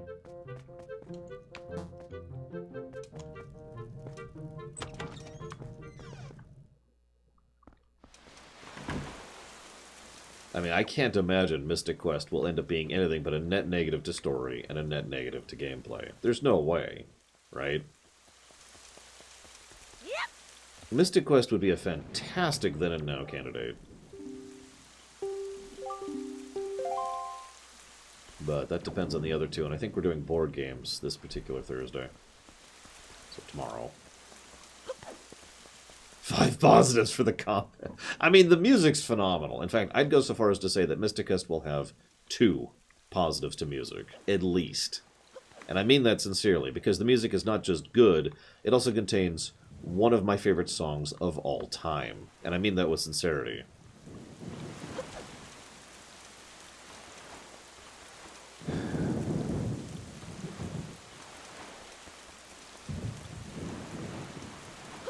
Where is everybody?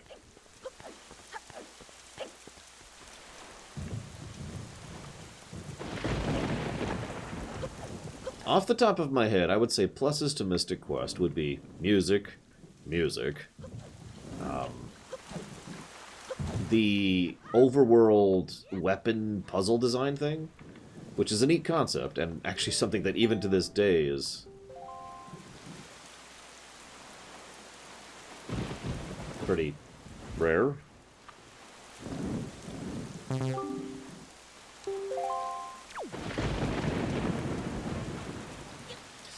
And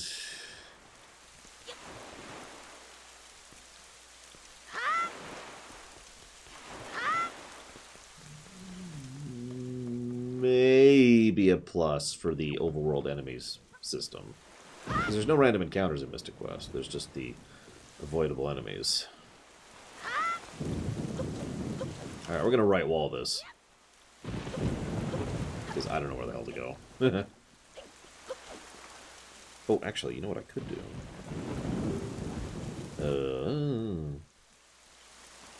Maybe I can't do that.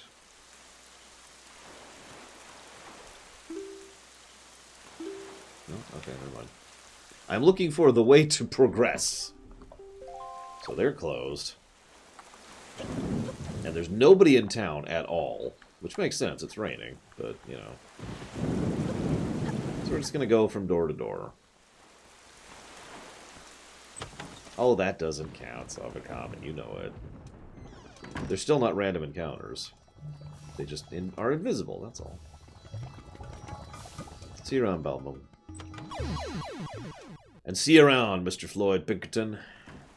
Afraid we're going to have to have a chat with y'all about Thronebreaker. If you give me a moment to jot that down here.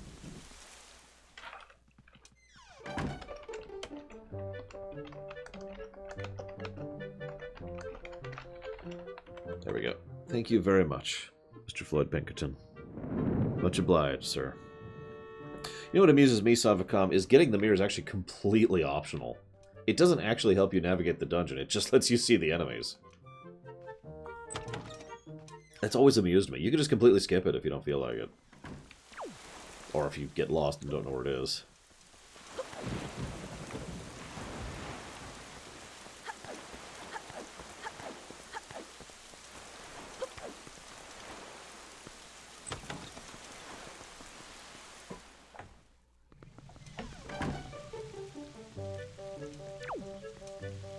Aha!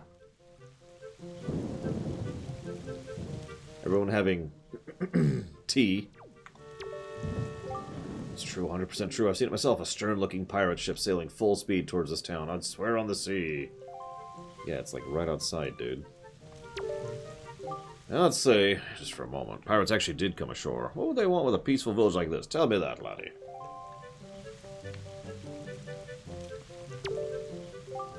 Nothing better than a cup of refreshment at your local cafe after a long day's work. Absolutely nothing. I'm telling you, those pirates are just looking for a little relaxation. You don't find cafes on the high seas. Yeah, that's true.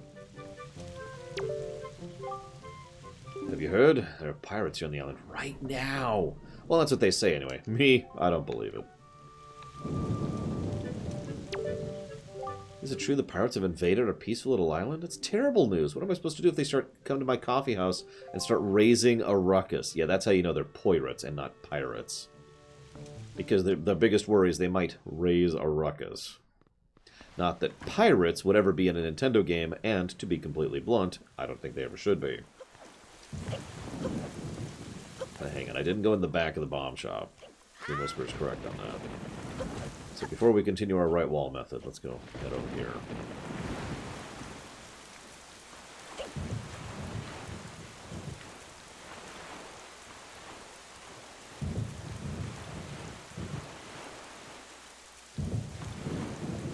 Actually, one thing I always find funny to think of, Savicon, Mystic Quest is actually a pretty hard game if you don't level.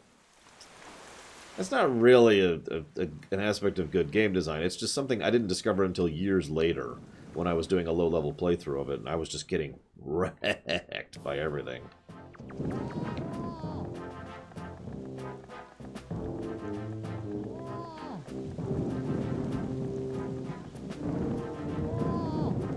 Don't be mad at us. It's not our fault. We absolutely gotta have bombs to get the treasure we're after.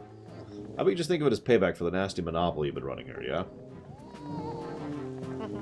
So I bet you're thinking it was foolhardy to ask pirates to pay such an outrageous price, huh? Yep, I bet you are. Notice they offered to buy the bombs first, by the way. And then, well, this guy, if you remember, was selling them for 10,000 rupees, so... You know, Gonzo, I still can't get over that bit of fast-talking you pulled to get that information out of the post, man. Yeah, it's like an hour and a half or something like that, Sodercom. I think? I don't know. I used to know it by heart because I was slowly memorizing the speedrun route. It's actually quite complicated. Huh? Oh yeah, I was smooth. I tell you, the minute I set eyes on that link, I knew he was hiding something back at Outcity, yeah? So when I saw the postman, I just pretended I was all worried about the kid and stuff. Presto! Spills the beans. Good work, Gonzo. Really, just top-notch. Funny, though, I'm thinking this might be the first time you've shown such wit. Such cunning. You know, with your cunning and Miss Tetra's smart, if you two got married and had a kid, that kid would be the greatest pirate to ever sail the seas. Yep. Idiot. Keep your mouth shut, yeah? Don't be so stupid. Miss Tetra, are you listening to this nitwit? Can you dock him some pay or something? Quit goofing off, both of you. Keep your childish jokes to yourselves and get those bombs back to the ship. The second you're done loading them up, we're setting sail for Outset Island. We have to leave immediately? But it's been so long since we were on shore. We need to fill our bellies with some good eating, yeah? How about we grub tonight and show off tomorrow morning instead? I mean, I'm fine either way, of course. Whatever you say is fine, miss, is what I try to say. It's just that our boys are so excited to come to town, yeah? I can't help but think it would be awful hard on them to leave so soon without a proper layover. So let's say we sail tomorrow, yeah? What do you say, miss? Treasure isn't going anywhere. You're with me, right, boys? Who's in for a night of fun? You're all fools, do you know that? You saw that demolished island. You saw the senseless destruction.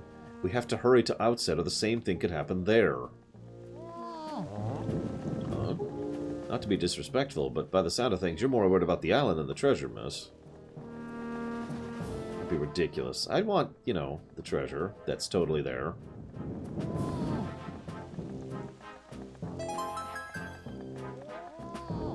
Alright, fine. Have it your way. We can leave town tomorrow, you big babies. We're setting sail at first light, so no sleeping in. Understood?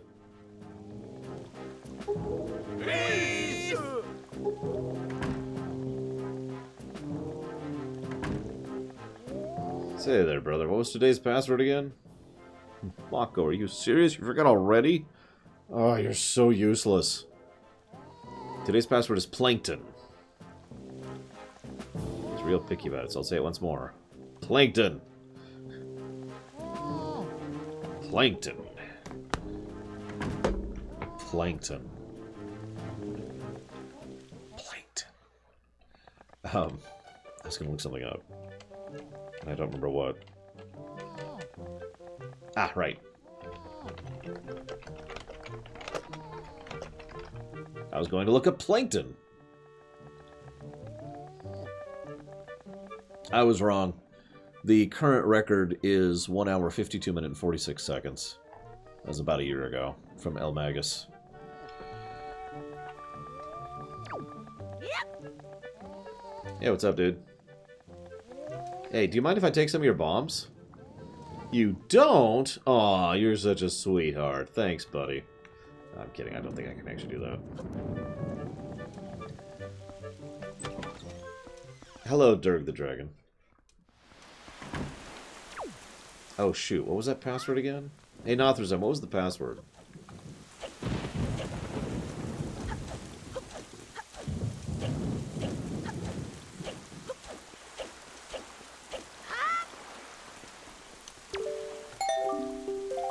Who can't walk the plank?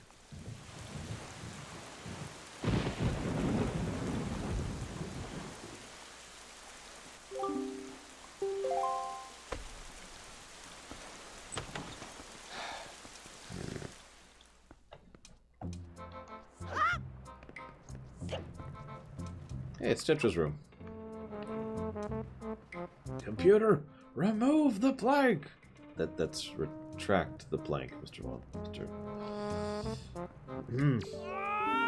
Oh, Link, Mount Swabby. So, you're alive. All the other pirates said you'd got done in by that bird monster in the Forsaken Fortress, so I thought, you know... Never mind what I thought. You're alive! Oh, I get it. You came back because you missed me so much. I had no idea you wanted to be my Swabby so badly. Well, after you left, I went back to being the bottom rung on the ladder, which is why I'm stuck here while everyone else is in the town having fun and eating and stuff. But I guess being so worshipped by my Swabby ought to cheer me up. Alright, why don't you get on to your next test? This one's much harder than the last. Lanterns, switch, jump from ropes, make it to thing, get item. You don't need to explain this. So, favorite Legend of Zelda? Honestly, it's probably Twilight Princess, despite all its flaws. Especially after going back through it. Now, Brazen Bell. He's my favorite Zelda by far. Wait, that sounds weird. Let me take that back. Give me just a sec. This is actually a little harder than it looks. Especially considering I've already failed. I've literally already failed it, so I'm just going to restart. One moment. Just going to wait on the timer there. Thank you very much, Brazen Bell. Much obliged, sir, and much appreciated. Now, you might actually be aware of this, but you can put that subscription towards funding or showing interest in a future stream. There's a whole list of them on lorerunner.com. So if there's one that you find interesting, you can put that, and I can jot it down. You don't have to, but it's a thing you can do. Either way, thank you. Usually I hold this Zelda up as one of my favorites as well, but I have to admit, I think that's almost entirely because I am so biased because of how much this directly connects to Ocarina. You guys know how much of a sucker for continuity I am. And this has continuity in spades. It is also basically the only Zelda game in which has continuity in spades. I cannot believe I haven't run out of time yet. What in the world? Oh, there's the timer! God, I'm starting to think there just was no timer.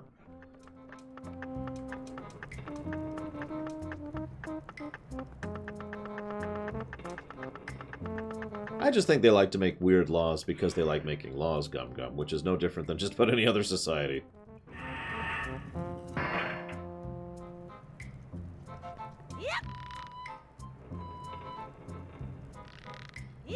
Well, Durg, I mean, I just finished the Lorerun of Twilight. That's pretty much the best evidence I could possibly give for why I like Twilight so much. This is a little irritating because, as I think I've already mentioned, there is a bit of RNG in how these ropes work.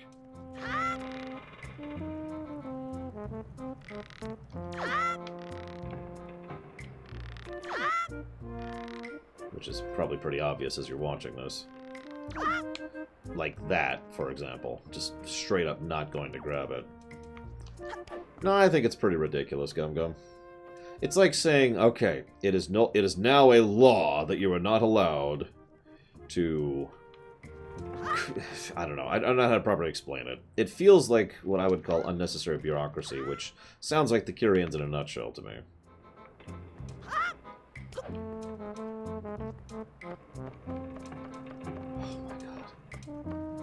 Alright. How many of you think it's going to take me 15 more attempts here?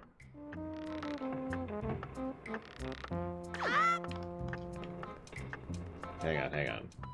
Pillars of Snow is telling me that I have the ability to go down the rope. I don't know how to do this, but we're going to try this insane and crazy technique here. Let's see what he's talking about.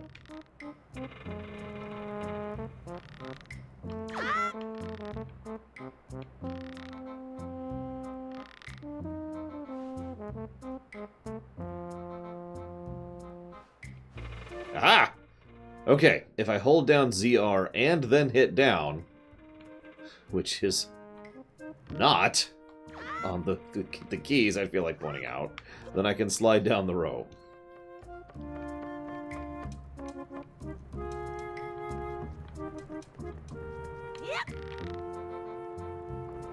Take 75.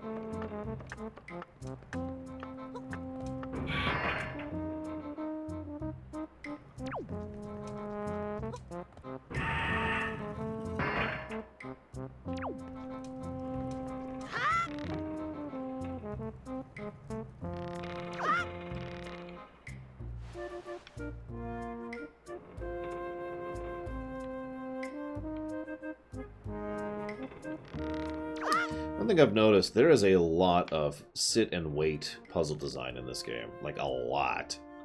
A huge number of enemies have big invuln periods, and a lot of the puzzles are sit and wait for things to get in the right position, and just a whole lot of that idea and mentality all over the place. I'm not sure why that is, really.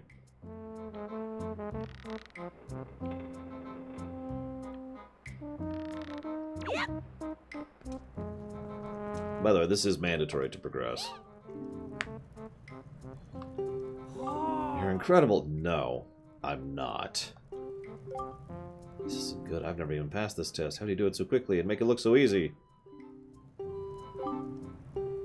You're the best swabby of all time, so I'll give you the bombs.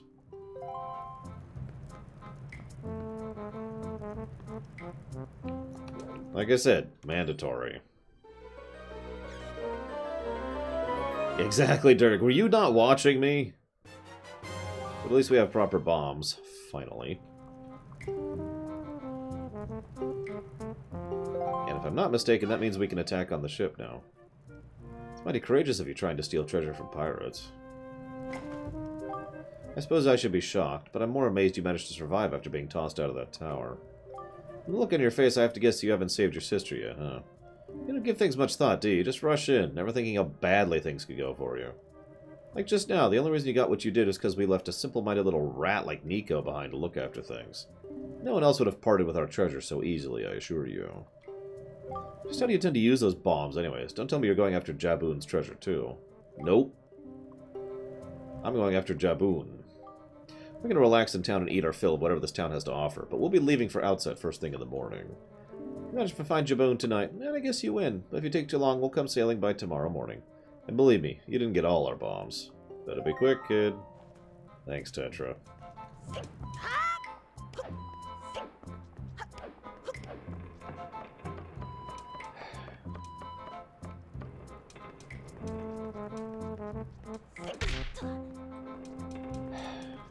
Oop, oop, oop.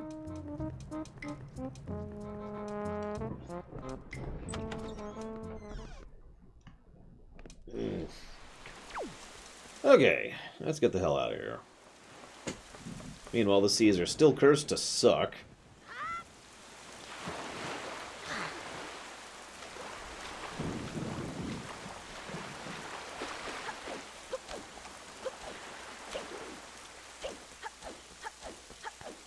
Oh, hang on, I got mail. Very important.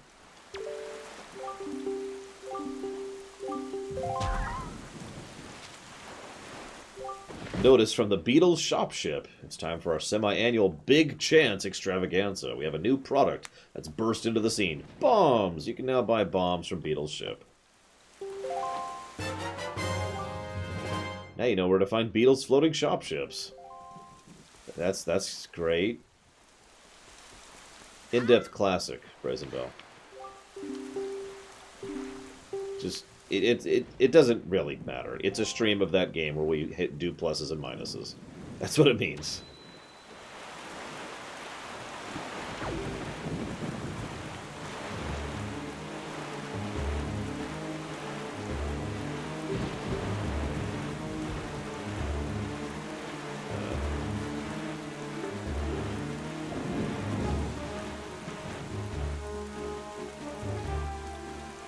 Yeah, Zelda Rolls, whoops. Zelda Rolls is the concept where there's something that you do that isn't normal gameplay, that is just substantially faster than what you're otherwise doing. Whether it's annoying or not depends on the specific implementation. But that's the concept. Which one? Pillars of Snow.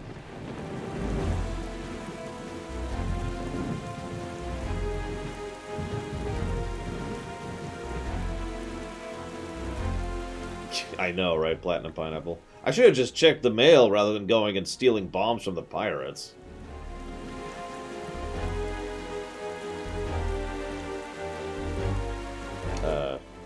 Wait, no.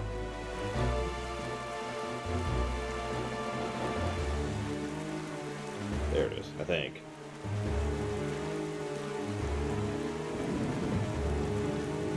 So yeah, shooting, that's not it. What the hell? Shooting on the ship takes up your bomb count, which is kind of amusing in its own right.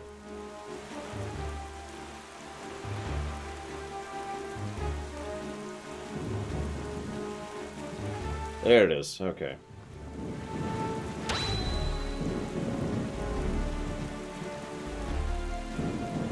And where is that Pillars of Snow? Yep, there it is, I can see it. Not Beetle, I can see the...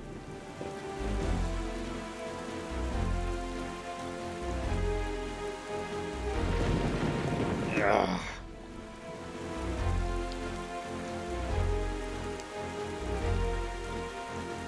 This is why speedrunners use Super Swim, by the way.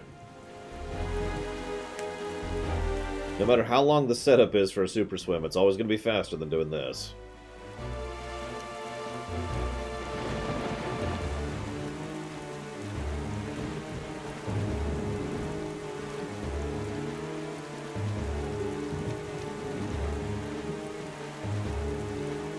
Oh, whoops, that's the Tinkle chart, not the Beetle chart. There we go.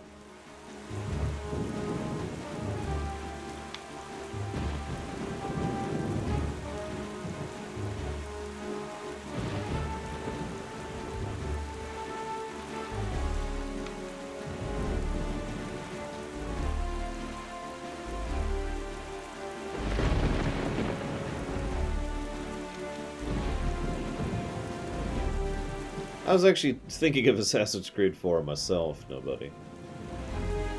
Uh-oh, enemy ships. You can make it, Penguin. Hopefully. That's one more week total, right? Like, that's going to be the end of it, basically. Yeah, this should do it. Yep.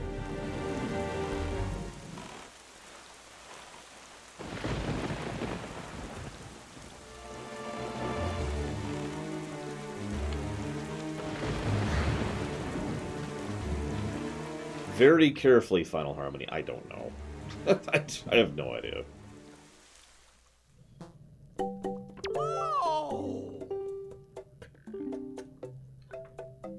A very good welcome, young person I've never seen before. You're so lucky to meet me at this time. The shop will close in just 7 more days.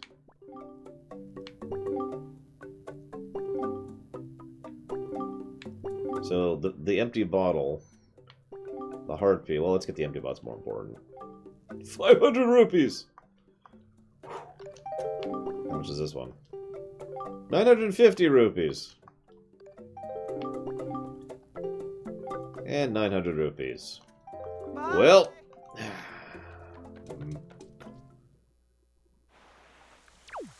That's a nope. Well... That was a good good thing to learn. That is not happening, is what we learned there.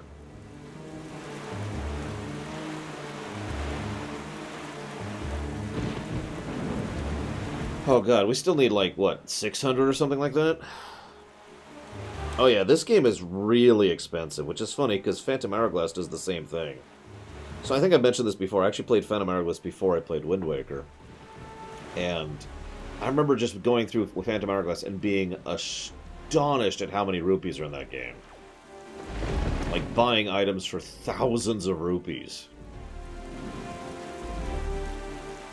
Yeah, no kidding, Pillars of Snow.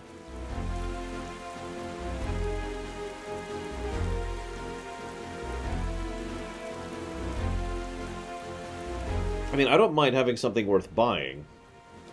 Oh, sorry. I just noticed you decided to put it towards something. Hang on. Brazen Bell. Give me a second. The Brazen Bell. FFIDC. So noted. Thank you again for the sub. I don't mind having something worth buying, but I do think we have a little bit of an inflation problem going on here.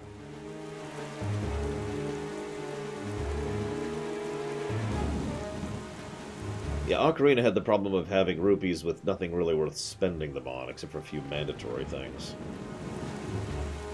Twilight had some decent stuff to buy, but most of it was content rather than actual stuff you could buy. Unless you count the magic armor, which... eh.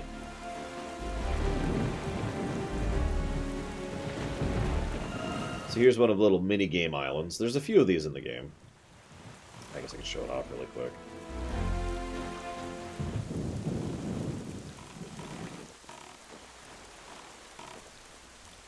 I don't even remember which one this one is, so forgive me. Ooh, excuse me. In fact, I'm not even sure if I can activate it right now with the sea being cursed. But you go through here and you do a little mini-game thing, and then, you know, you get a heart piece or whatever. There's a few of these, and I think this is one of their better ideas with the ocean, which is why I wanted to point it out. Because if there had been more of those in the ocean, you know, more just random little things to do, I think this would have worked a lot better.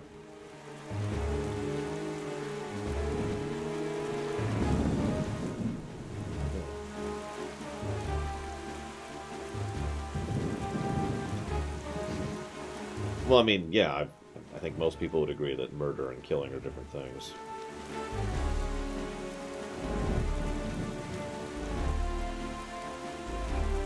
Instead, we get these very long stretches of nothing. I think I may have to give a negative for the sailing. God dang.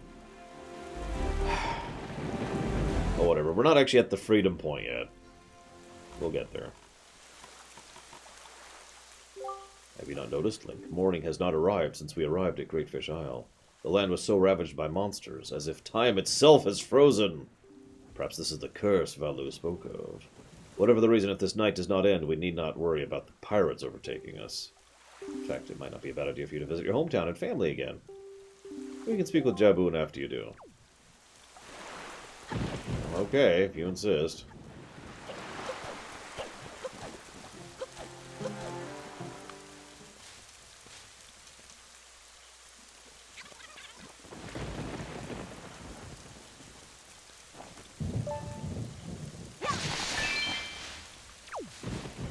Do that real quick.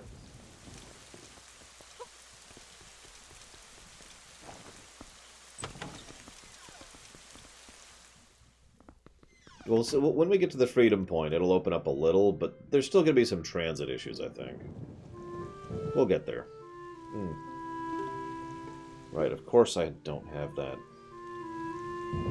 Okay, whatever. Link, Arrow, don't go. Don't leave your poor old grandma all alone. Oh, poor grandma.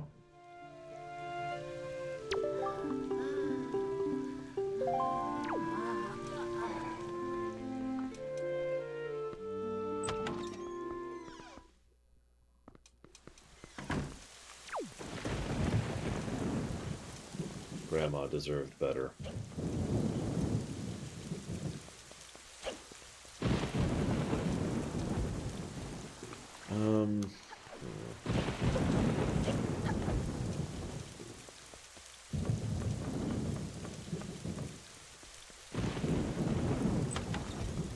Congratulations, Terra. You're now a grandmother. Is that you, Link? It looks as though you're safe. That's good to know. Your grandmother's been having a terrible time of it since you left. She really leaves the house, and as far as I can tell, she spends her day sleeping. She hardly eats. I actually come here to see if my old grandpa knows any medicine or anything that might make her feel better. Oh, Link, you've come back. In one piece, too. Gracious. My granddaughter tells me your grandmother's in poor health these days. I'm certain that little fairy dust would provide all the lift your spirits need, but I haven't seen any fairies in these parts recently. Of course, long ago you could find a lot of them in the old fairy fountain, and even capture them in empty bottles. Sure, it was as easy as you please. There was a time I used to like playing with fairies. Any case, ever since the fountain was blocked by that huge rock, I haven't seen one. Really?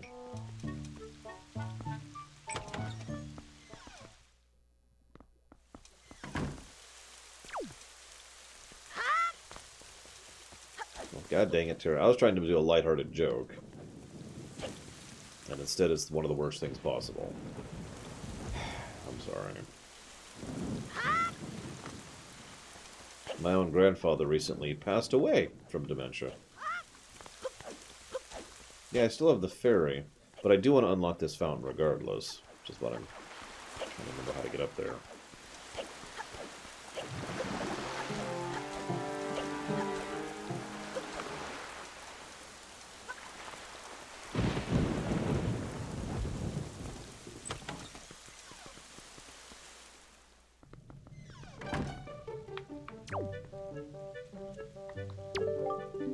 Link? Oh, kind of startled me there, buddy. Thought more of those monsters had come to harass me. Tell you, there's been a lot of strange things going on here at night lately. I haven't gotten a good night's sleep in ages because of it, and I love sleep. In fact, I saw something real odd a while ago. Of course, this is back before the bridge was destroyed. It was up in the fairy woods near the old dried-up fountain. I saw a tall girl who glowed like a fairy. It was odd enough, but then she vanished into that rock. Really? I saw it with my own eyes. Why don't you believe me?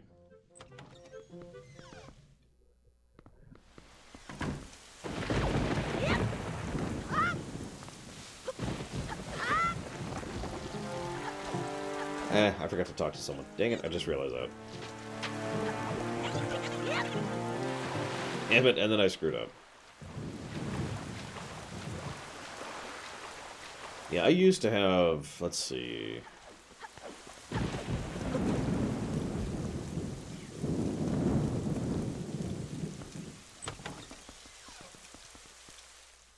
nine total grandparents amongst the greats and the great-greats when I was younger.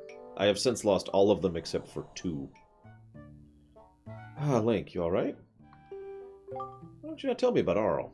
That was thoughtless of you. The island has seen hard times ever since you departed. I don't know if you've been doing on your journey, but you seem more daring these days. That look in your eyes is not the one you left here with. Very good. Show me how much you've improved. Okay.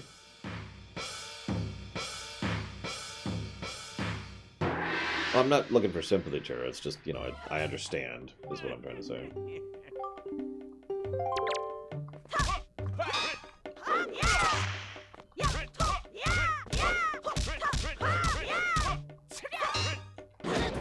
Bullcrap.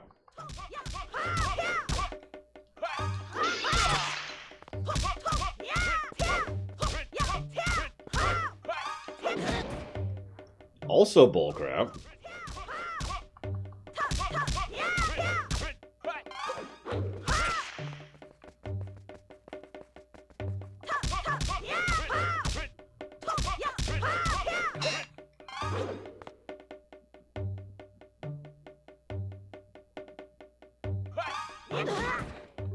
Why is it not working? That's actually very strange.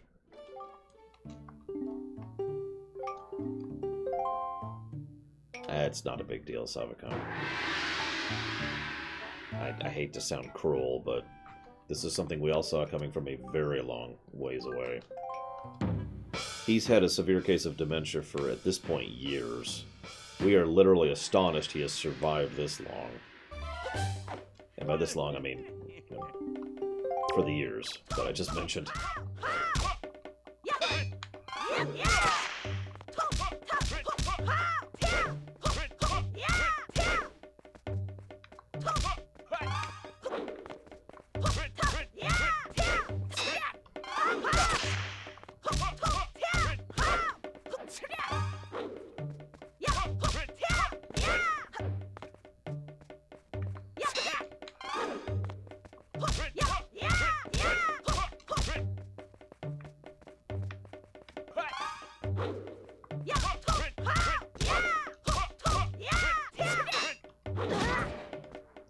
That's amazingly bullcrap, what he pulled there. That's even more bullcrap. What the hell? He's just straight up cheating at this point.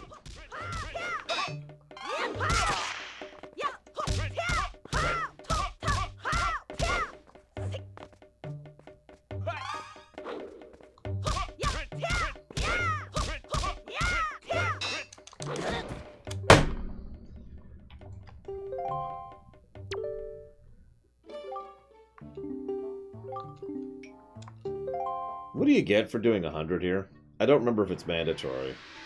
I know I don't have to do the 500 one. The 500 one can go to hell.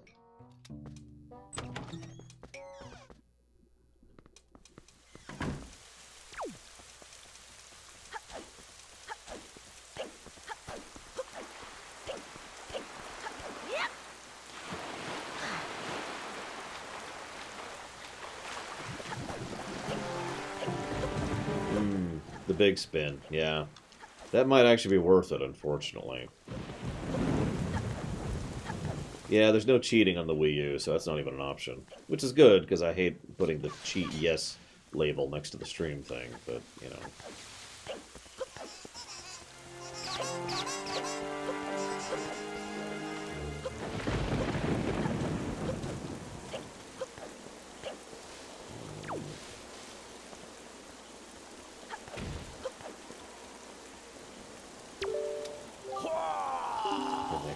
To the top of the hill, if only beneath that rock head, oh, I nearly spoke low without thinking. It's a secret. Yes, a secret. Yes, quite. Yeah, the 500 hit one is bull crap. I'm pretty sure that's a heart piece. Like I said, there's a lot of really hard to get items, heart pieces in this one. It's a little ridiculous. Okay.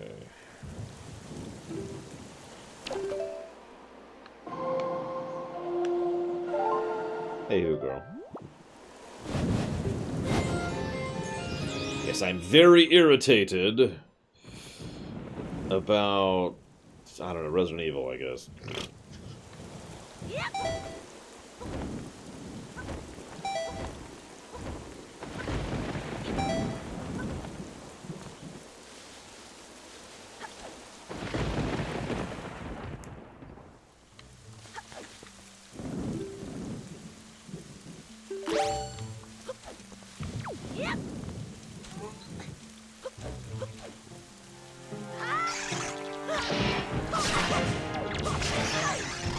By the way, as much as I don't like the idea, this game does go a long way towards getting across the idea that most monsters are not natural beings.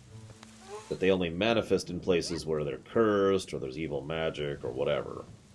Point in case, Outset Island has never had a monster problem of any real sort until this happened.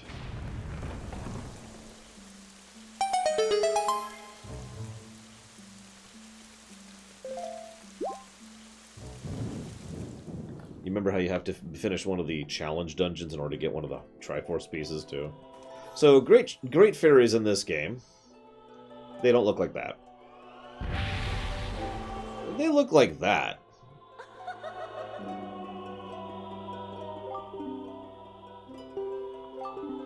Yeah, that too, Platinum Pineapple. Allow me to aid in your quest.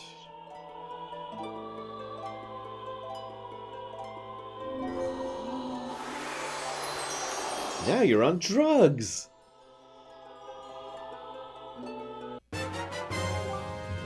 Bomb bag upgrade. Fairies in this fountain will ease your awareness when you grow fatigued from battles. That's true. At least they're not sexy. That is a thing. Thank goodness for small favors, right, Wilson? I mean, could you imagine if the whole world was sexy? We'd never get anything done! I mean, have you seen the Breath of the Wild Great Fairies? Oh, jeez. Fuzzy Duck? Because holy crap.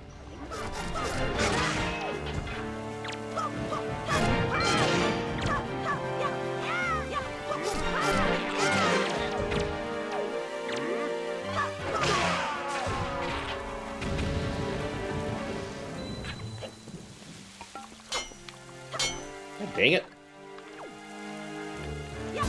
There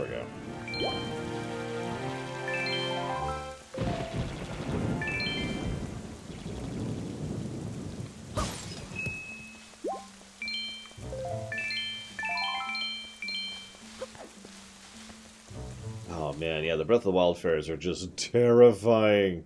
They might actually be the most horrifying ones for me, personally. Like, in the whole franchise.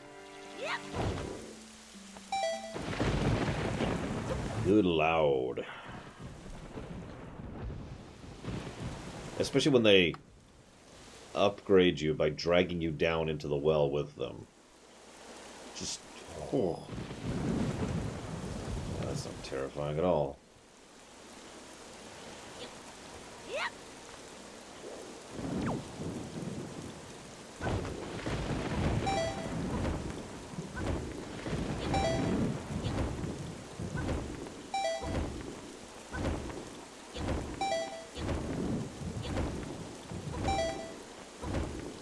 Now, what's funny is I don't think I can actually lift the rock yet.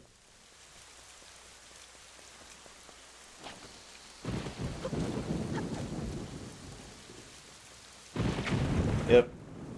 I need the gauntlets or something, don't I? Oh, well. Uh-oh. The wind's going against me. The wind's going against me.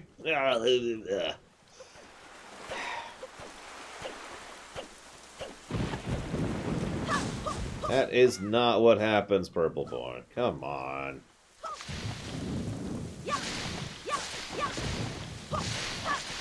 What I find funny is a lot of people have come up with different theories over the years as to what's happening in here.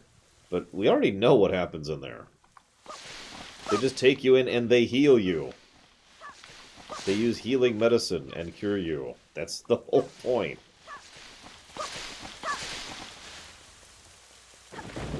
Sorry. Just irritates me.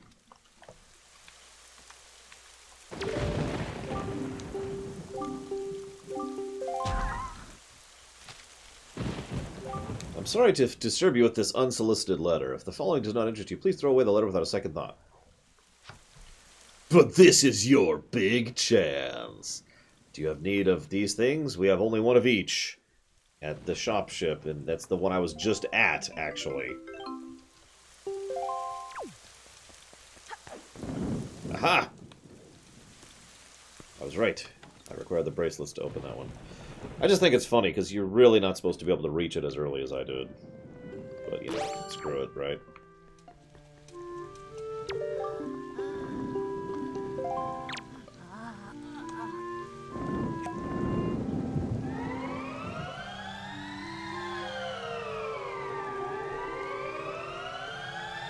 Free rupee, Wilson. Oh, Link, is that you? Grandma's always happy to see your bright, shining face. Oh, my dear sweet Link, you're safe. That's wonderful. That's just wonderful. Did you do this? Did you heal me? Oh, you're such a sweet child. Oh, that's right. You and your sister, Errol, have been trying so hard to be strong.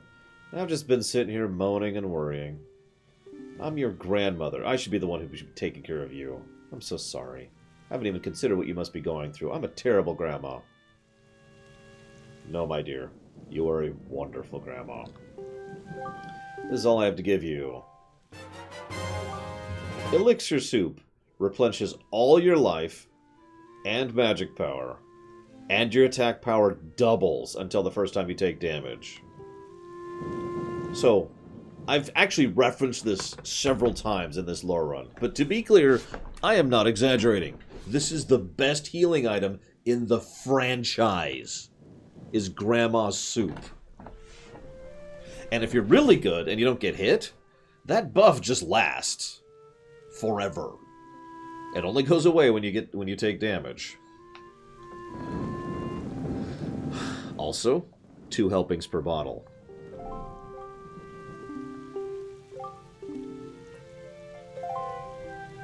Grandma is awesome.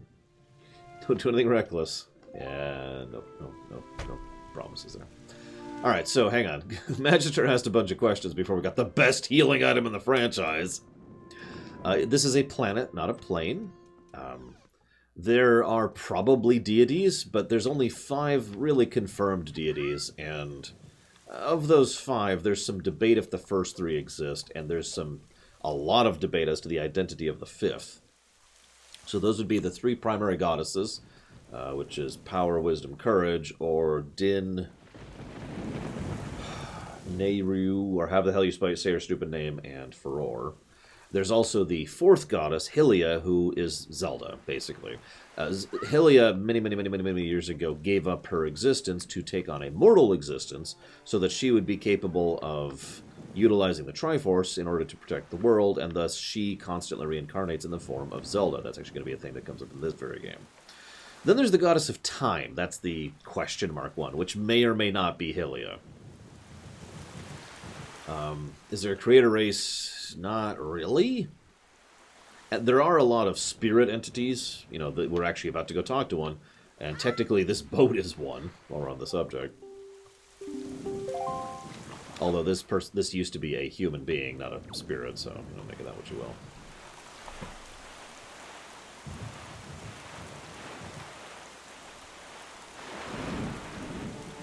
So what you're saying, Gum Gum, is they are savages. Savages! Barely even human.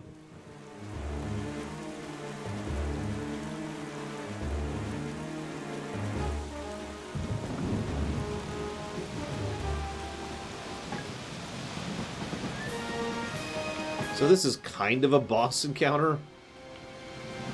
How do I aim? How do I aim? Oh, there we go. This is basically a tutorial for what ship bosses are going to be, put simply.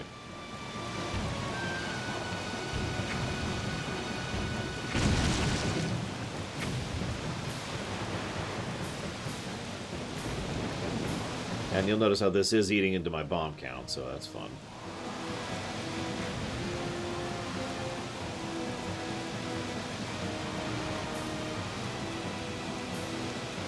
So Beetle's going to be making even more money off of me. Actually, I really would like to buy that bottle off of him, but, you know. I'm going to need another 700 rupees to do that.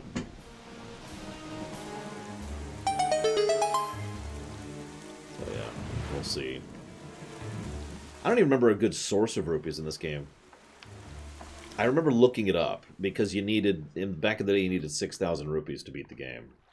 Like 6,148 or something like that. I forget the exact number. So speaking of spirit entities... Oh, hang on. Let me pull up the translation.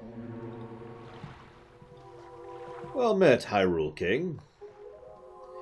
Well met indeed, Jabun. I am pleased to see you are safe. The events we have long feared seem to have set into motion. Yes, it seems Ganon has returned. There can be no other explanation. If you have sought me out, it must mean you have found the hero of time, does it not? Unfortunately, that is not so. Well, then, for what purpose have you come to see me? The one I have brought with me has no connection to the legendary one. In the off chance you thought I was making it up, there it is, confirmed and defined. Yet I sense great promise in the courage this one possesses. Promise? You suggest I leave the fate of Hyrule up to mere chance? I do. It is the only way.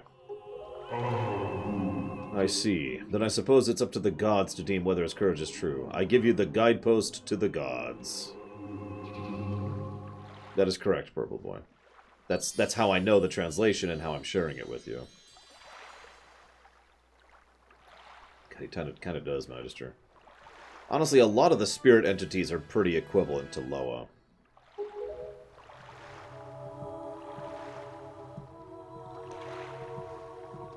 Notice, by the way, Jabu Jabu's music's kind of playing in here. This jewel should break the curse that Ganon has cast upon the land. So, that foul rain and endless night were indeed elements of a curse brought by Ganon. He must intend to cast this land into pure darkness for all time. Well, no, actually. Tell me, Hyrule King, have you learned the whereabouts of the one who carries the bloodline of the princess, Zelda? I believe I have. That is well. You must protect Zelda. She cannot be permitted to fall into the hands of Ganon. I am counting on you.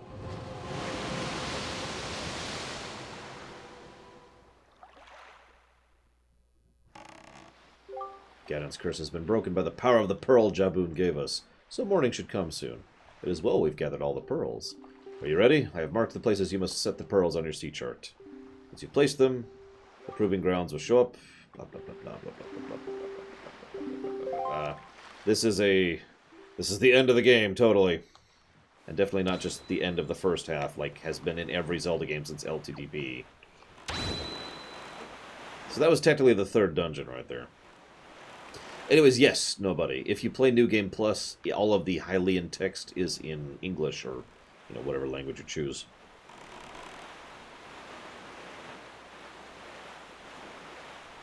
Put this here. So the chosen hero is the boat. No, the boat's the king. There is no chosen hero. That's actually pretty much the point of this game. There is no chosen hero. There never was, and there never will be. The chosen hero got ripped out of time. Now, make what you will, but I really like that. As I mentioned before, one of the biggest themes of this game is knowing when to move on, knowing when to fold them.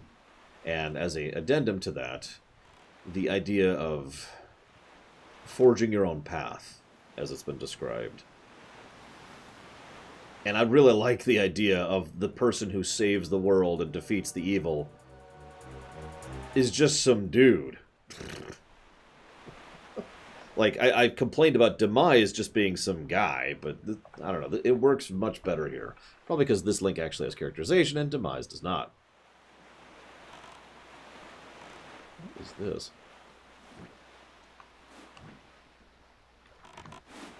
Why does the Master Sword accept him? That's a good question. You could say it's because Fee specifically decided he was cool, which, I mean, right? No.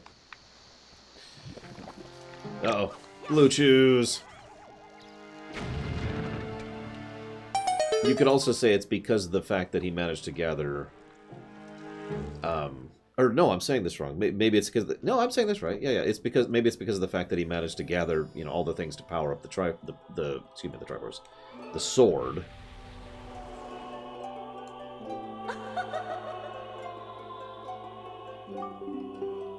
Allow me to aid in your quest. I mean, it sounds like a detective agency to me, Gum Gum. Which it's just funny that it's governmental funded. Usually those aren't. You can now carry more bombs. That's an extremely useful upgrade. That might actually be one of the better upgrades in the game right there. Before I accidentally screw that up, let's do that. Now, Pugity points out something. Demise cursed the blood of the goddess and the spirit of the hero. So it's entirely possible that we are the chosen one. Let me just go ahead and say really quickly and bluntly, I hate that idea. I really, really hate that idea. Because it diminishes everything about this Link that I like about him. And it turns him from being a normal person who stands up in extraordinary circumstances into another chosen hero. However, I would say that the idea of him being a normal person who stands up to divine circumstance or whatever is almost assuredly the original intent of this game, which then might be retconned by Skyward, because, remember, Skyward came out later. And is Skyward. for lack of anything else to say about that. But in the interest of honesty, this is a Lorerun, so there's both angles on it. Either we are a manifestation of Demise's curse, or we're a person. Take your pick.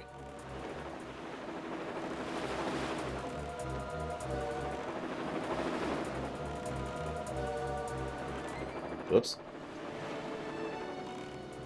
But yeah, I've always loved the idea that Link literally manifests the Triforce of Courage in this one. Just because of how he is, basically. Wandering traveler who seeks the guidepost of the goddesses. Place the pearl you hold here. Okay. You got it, buddy. Do you need to be doing the spooky eyes?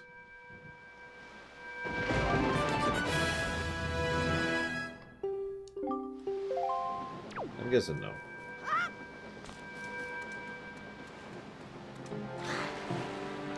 Well, I've heard that concept called the everyman story, where the hero of the story is an everyman, you know, someone that we can relate to. Getting across the conscious or unconscious desire that we ourselves could actually manage to attain such greatness despite being ordinary people, that kind of a thing.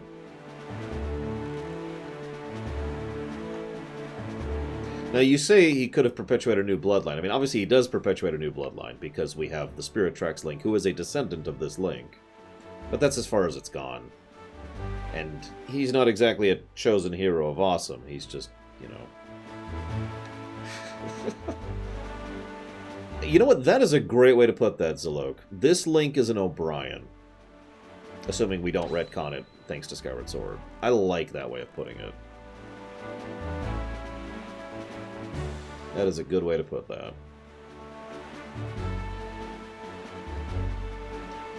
That's a fair point, Pogody. I actually brought this up during Ocarina. It is debatable. So, almost every Link is from some bloodline or another. There's one big exception, this one. But the Ocarina Link might have been an exception. The problem is they don't really say. We don't know anything about our history or parentage. We just know that our mother was someone who was fleeing the Hylian Civil War and left us with the Deku Tree. That's all we know. Like, it's not really... It's not enough to go off of, you know? So it's entirely possible that the Ocarina Link was also, you know, a Link who was not of the chosen bloodline. By contrast, basically every other Link is. There's the one in Twilight Princess, there's the one in Zelda 1, there's the one in Link to the Past, there's the one in the Four Swords Adventures.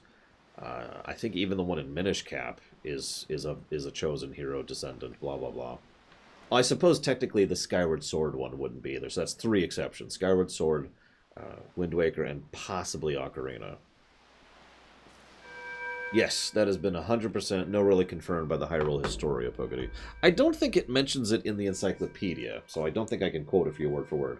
But I do know that was confirmed in the Hyrule Historia. Let me check something real quick. You like this sound right here. Let's skip that. No, the Link to the Past Link was related to the ancient hero of the bloodline of the blah blah blah. Yes, I know that was retconned because of the third timeline thing. But in Link to the Past, they make reference to you being the descendant of the hero of the blah blah blah. In fact, in that case, it's specifically the line of the Knights of Hyrule is the bloodline descendancy that you are.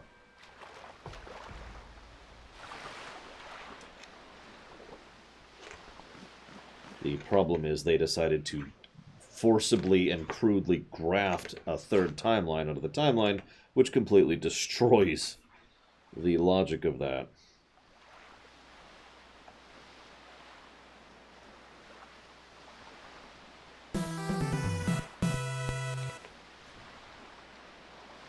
And I know what you're thinking. Well, lore, how do you explain it? I don't.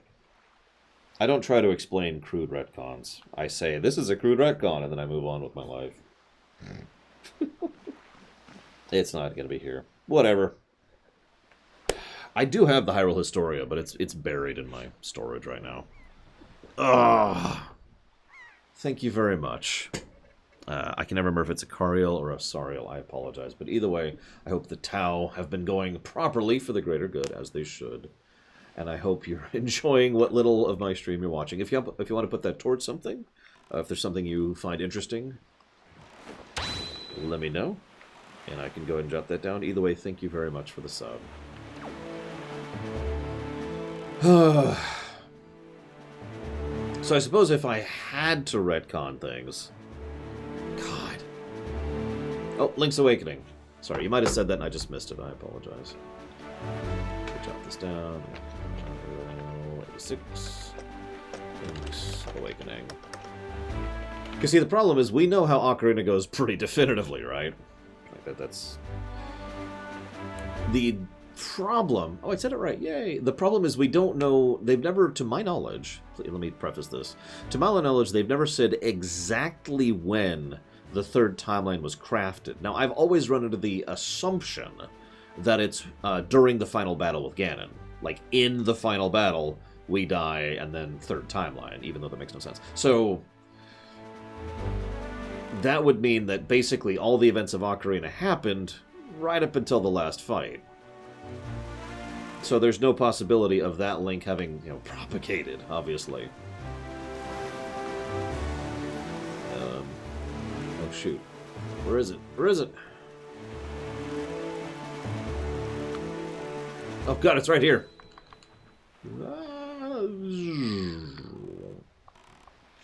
Yeah, honestly, mine too, Geludo.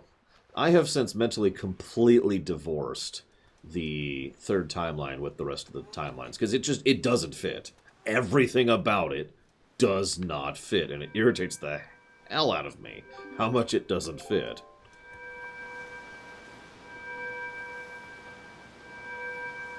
Correct, Magister.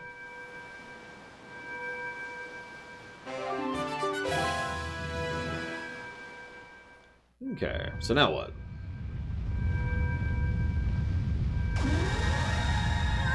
Yeah, you might want to move, Link.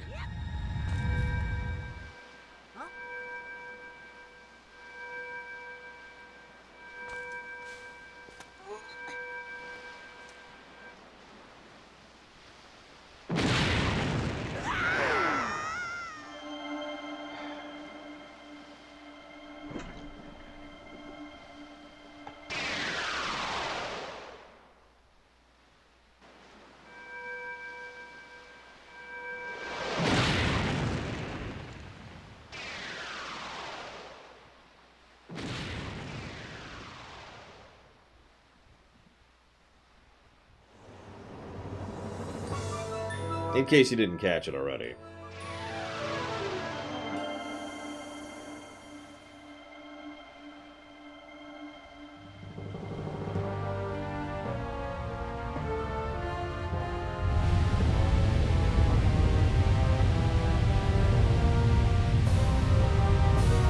I'm not even going to begin to explain how nonsensical it is for a giant fortress. Sorry. To somehow arise from an ocean that is as deep as this one. With a giant barrier underneath it, too. Like, what's holding it up? Anyways, moving on, moving on. Yeah, magic. I get it. Yeah, that's nice. Magic, sure.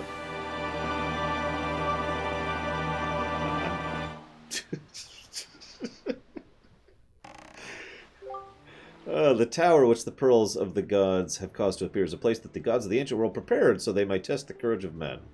Only one who is able to overcome the trials will be acknowledged as the true hero. Go do a dungeon. You got it. Time to do... Yes, we're apparently Lex Luthor. We're just making new land.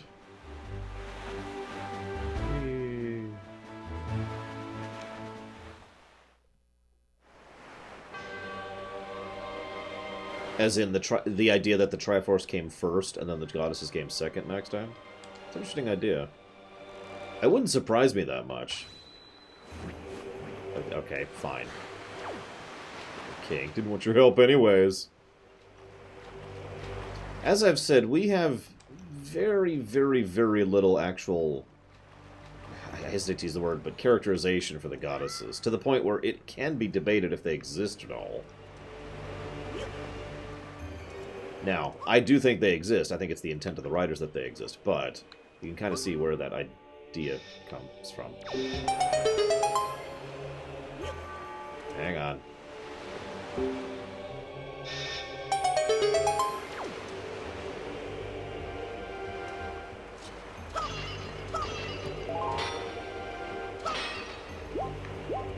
So yeah, technically Dungeon 3, in place of the absence of the water dungeon. Notice how they were trying in their own little ways to try and vary up the formula. Normally we would have just done the water dungeon and that would have been the end of that, but instead we're doing this dungeon in place of it.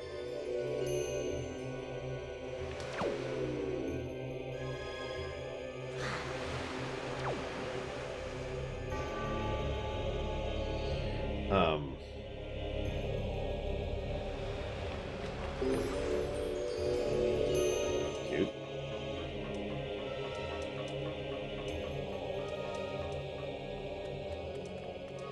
I mean, I myself have mentioned the goddesses were aliens theory before. And to be clear, I don't believe it, but it also wouldn't surprise me at all if it turned out to be true. There's actually a lot of evidence that that the goddesses and their ancient setup was technological.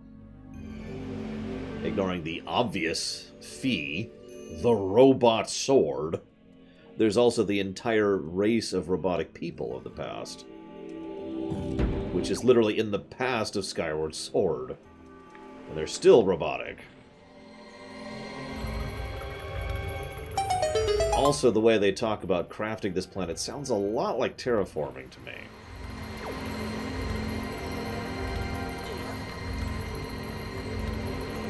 Yeah, there's a lot of sci-fi elements in Skyward Sword. Hey, Hershey, welcome back. Yes, Link is always left-handed. I don't remember why. There's like a reason for it. Up, there we go. Yeah, I was trying to figure out where you were going with that, Gum Gum. It sounds like they're celebrating Armistice Day, except not. Is what a lore reason, Alex. Sorry. Yeah, there's also a lot of technology in this series. I know that's a really common trope in JRPGs, in games. It's really, really common for there to be some ancient, super advanced techno people. But, yeah. Laura's a right-handed person. Laura's not a Sinistral.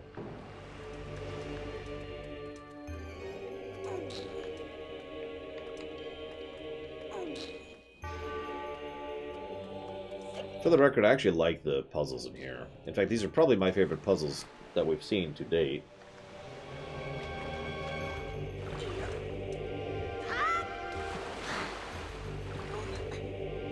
The Arshan guy is just evil. See, the point is, getting over here isn't the hard part. It's lighting the fire. So we do need a path. See, what I mean by this is, this would actually be very frustrating. I'm trying to think how to phrase this. Imagine if the only goal, the solution to the puzzle, was getting to the other side of the puzzle. In which case, the only way for this to work is to make it so you can't climb up on the crates. But that would be frustrating. Because it would be arbitrary, right? Instead, the goal of the puzzle is getting across the path with fire, which is much more difficult to accomplish.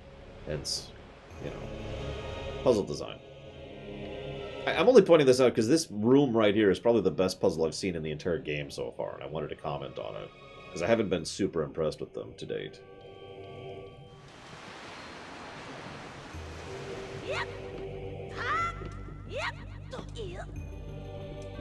Oh, yep.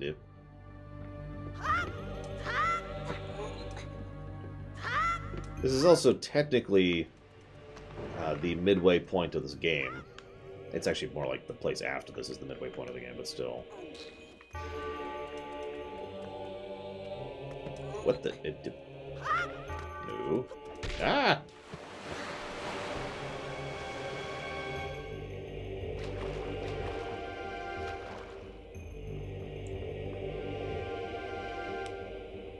Also has, I'd say, the best song so far of the dungeons. Granted, we're only in Dungeon 3. Grab the damn thing, Link. Jeez. God damn it. Okay, whatever. I can make that work.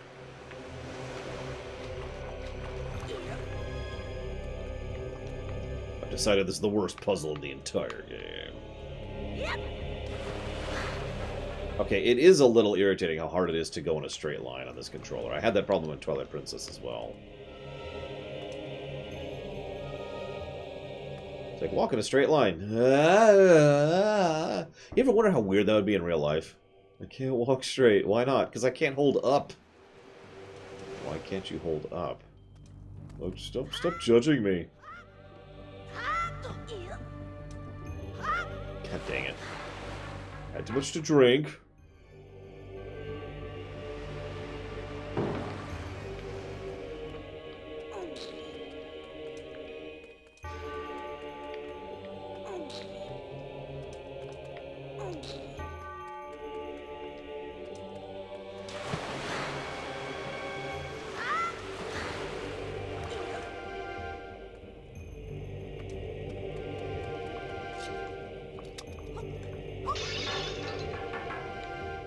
I'm not going to make it.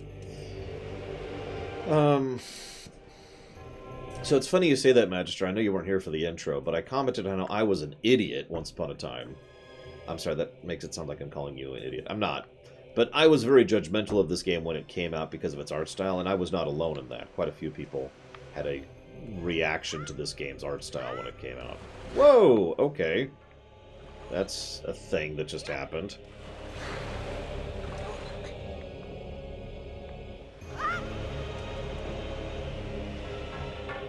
Alright.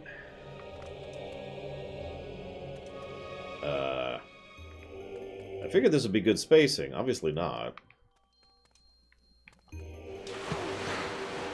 But yeah, there was a bunch of hate. Oh my god, it's some kiddie cartoon Zelda. Etc, etc. And nowadays, this is usually considered the best Zelda game ever made. I don't know if I agree with that, but in terms of popular opinion, it's up there with Ocarina. Make of that what you will.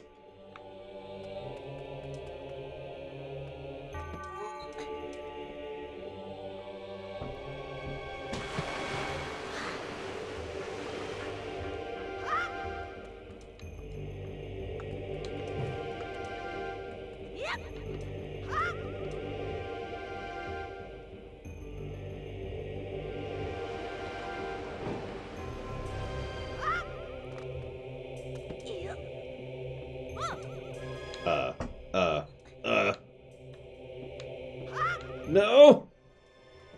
Okay, we made it. Oh, god damn it. I've decided I hate this room. This is the worst puzzle in the entire game. I'm just gonna respawn the crate that accidentally broke. Oh, hey, Daphne. Yeah.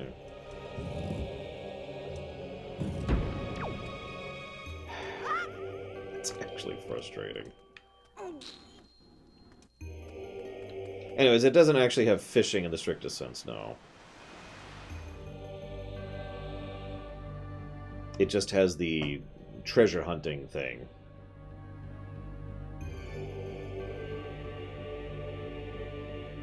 I mean, you saw how he would literally hit me even as I was doing the dodge attack, right? That's just such bullcrap.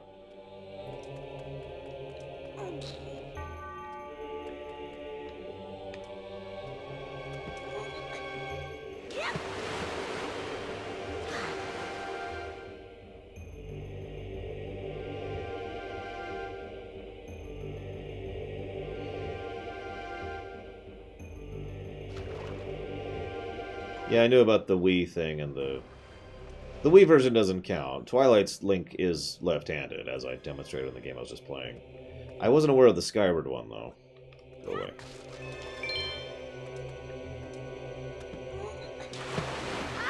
I mean, that is possible, Blue Elf. Although I don't like the word overrated. I don't. I don't like that as a concept.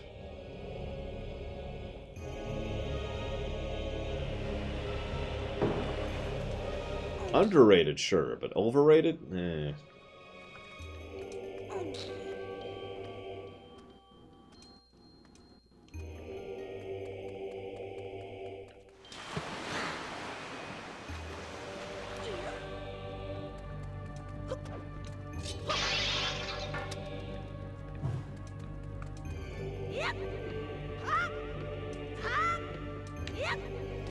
Damn! I almost had that, too.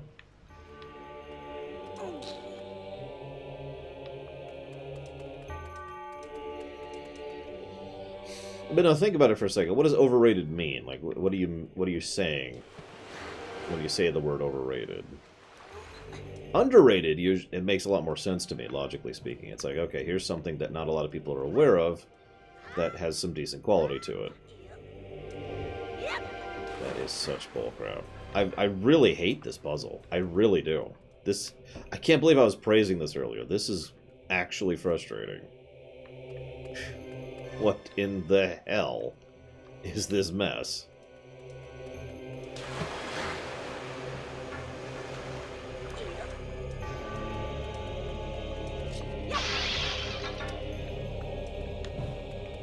But yeah, when I think of something like overrated, I think of people going absolutely nuts over something to the detriment of something else. That's the only thing I could think of when it comes to the term overrated.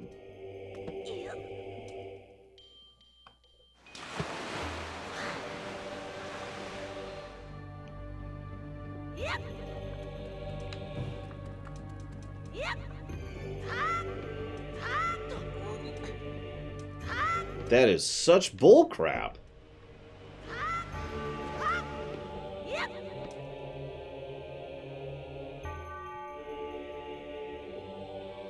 I guess my point, and I hate to say this because it's going to sound awful, but I don't like using the word overrated because, statistically speaking, when I hear someone use the term overrated, I'm not accusing you of this, Blue Wolf Alex. What they mean is, I don't like this thing, and therefore neither should other people.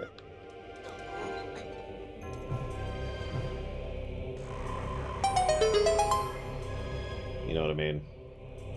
Like, I hear that a lot.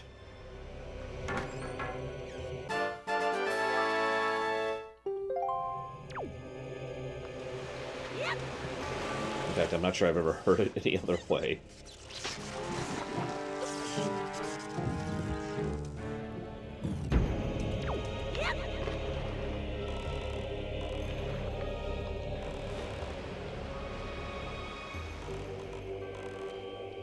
Well, I hope the tea helps.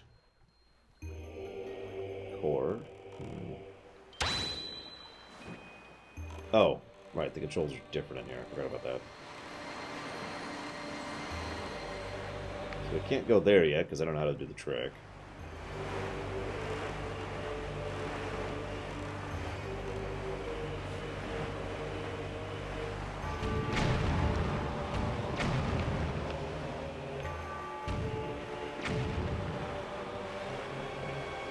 I mean, to use... If I was to try and use the terminology overrated how I think it should be used, I would say...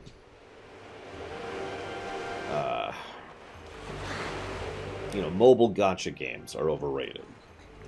Or loot boxes. That's a good example. Loot boxes are overrated.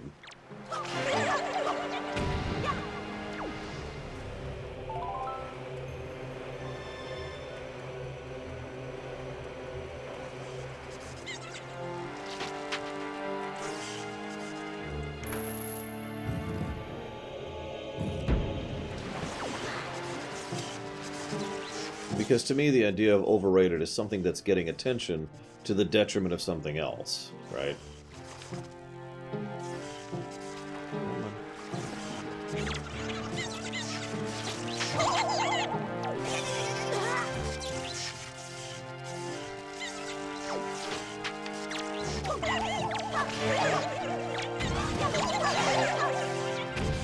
But like I said, most of the time when I hear that terminology, all the time I hear that term used for the most part,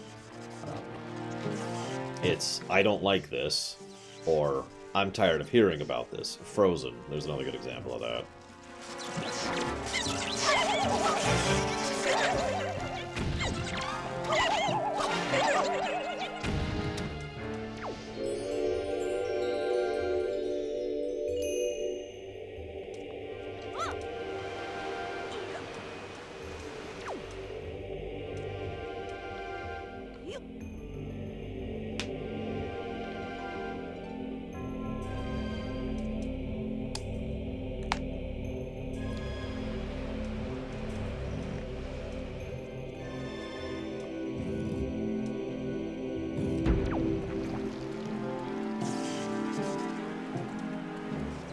Either way, you can probably see why I just try not to use that phrase in general. Whoops! God dang it!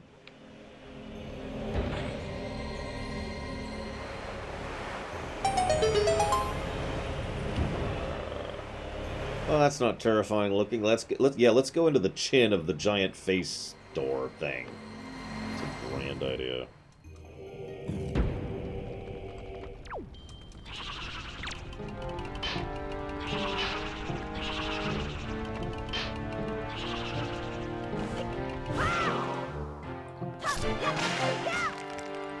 I guess that is true. Better than in the mouth.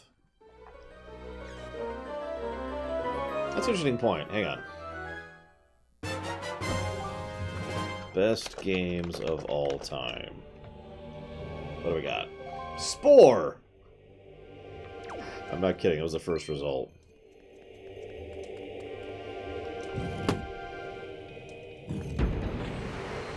Hey, let's use IGN's list. That's going to be an accurate list, right? Here we go. So, let's start at number 10, Mario 64.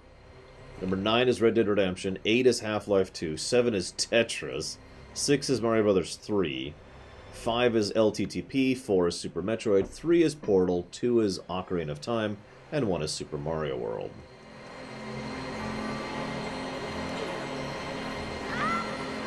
I actually agree with about half of those. I don't think Mario 3 should be that high up. I definitely don't think Mario 64 should be that high up.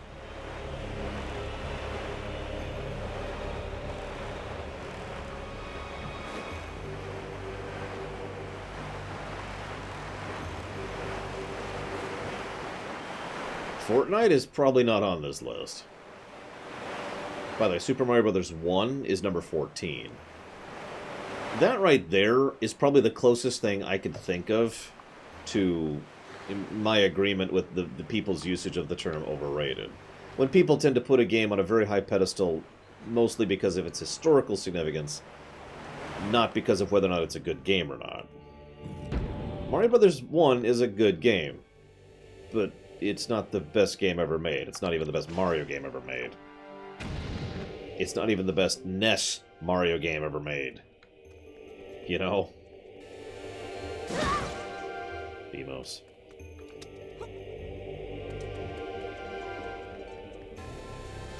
In my opinion. I suppose I should add in my opinion, but of course it's in my opinion.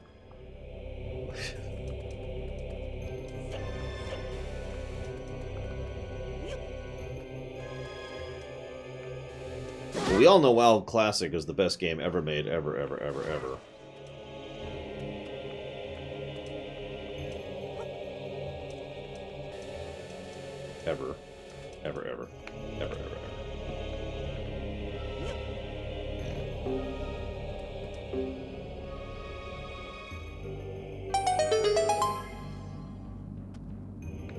Yeah. I even know what that game is, Gnarlix.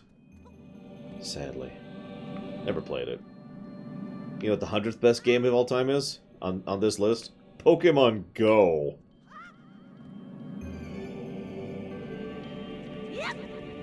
The mobile one, if I'm not making it clear.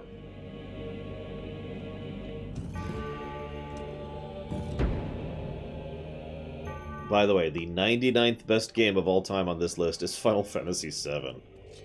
That's brave.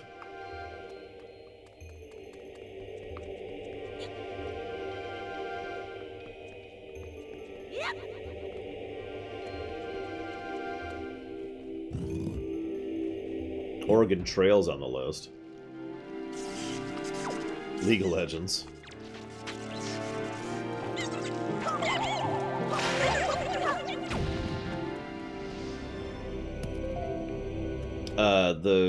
The one to collect Pokemon. Pillars of Snow.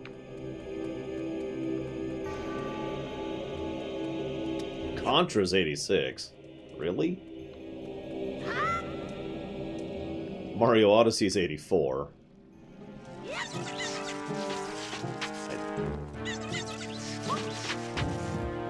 Yeah, this is IGN's list. I picked theirs because I figured it'd be funny, and I was right. I can't even remember the last time I agreed with IGN about anything. IGN's the one who took the Mass Effect 3 box blurb and put that as their review, for God's sakes. I'm never forgetting that. Seeker of the Goddesses Guidepost. Press ZR to call me and guide me to my place of truth.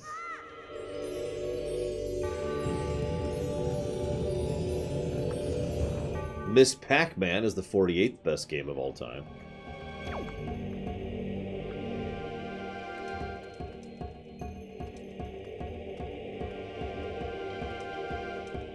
Yes, IGN is also one of the most common bad walkthrough sites I have to deal with.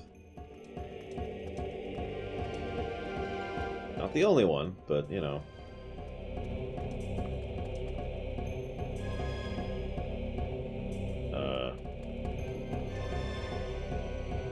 Duh. I'm an idiot. Come here, come here. Come here.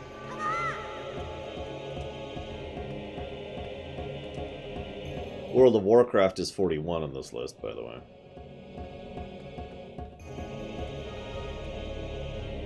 Come on. Come on, dude.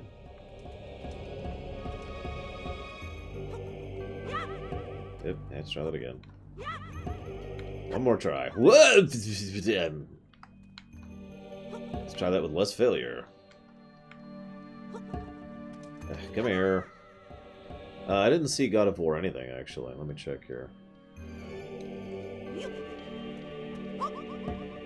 Okay, what am I doing wrong here?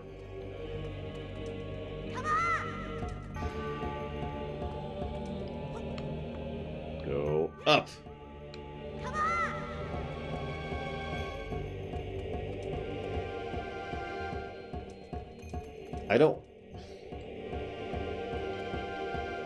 I guess we could just do this the other way.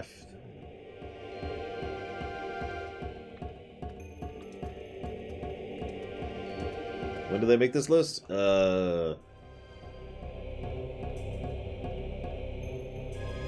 think there'd be a timestamp, but no, that'd be insane.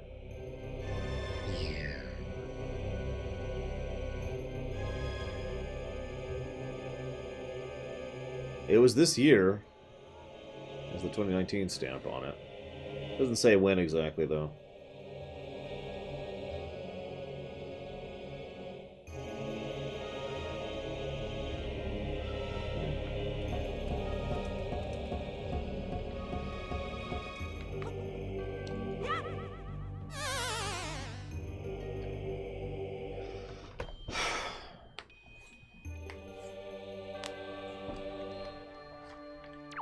Okay.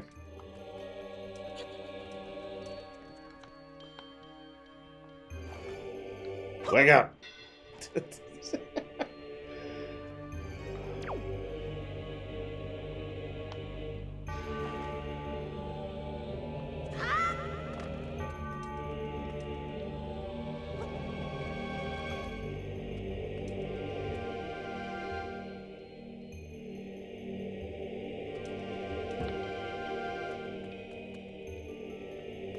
Oh.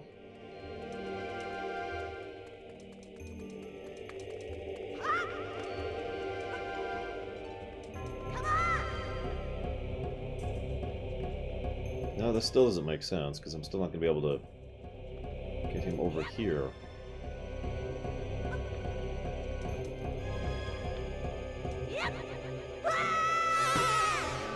I'm going to look this up. Because I'm apparently a complete moron and can't figure out this puzzle.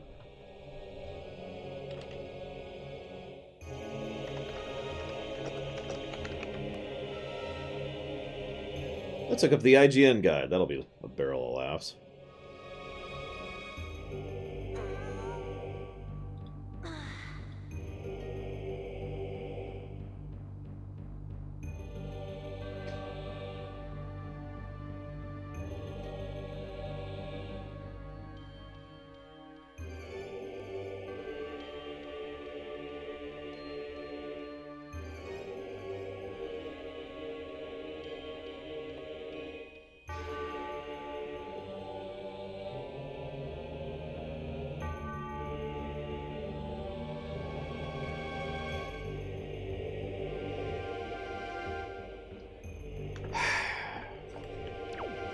I'm actually irritated by this.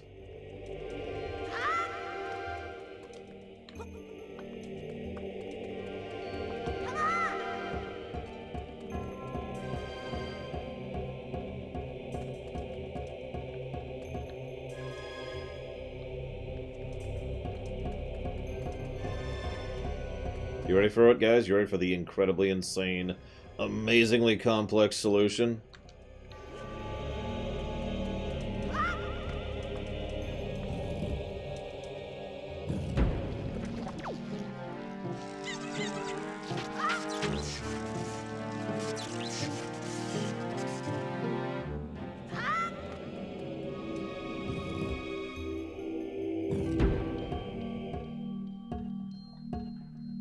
That didn't even occur to me.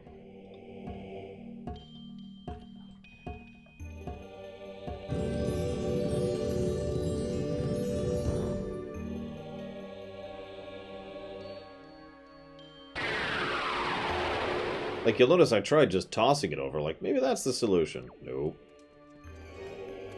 Maybe if I guide it up top so it can go down the staircase? Nope.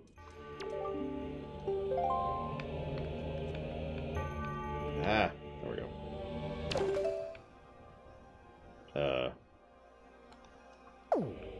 Left first.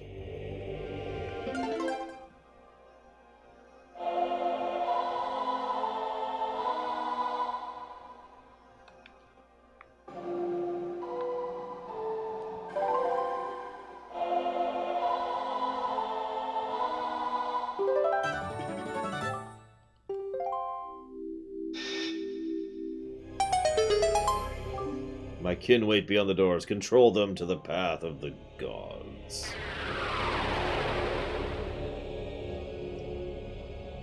I don't think it's a bad one either. It's just... I don't know. I'm not impressed with the puzzle design of this game all that much. And if I'm not impressed with the puzzle design in a Zelda game, I don't know what to say.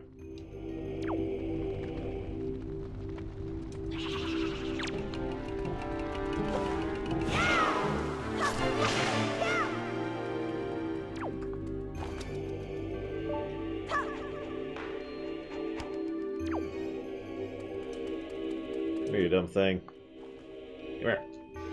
He's not going to, of course. Whatever. Let's do...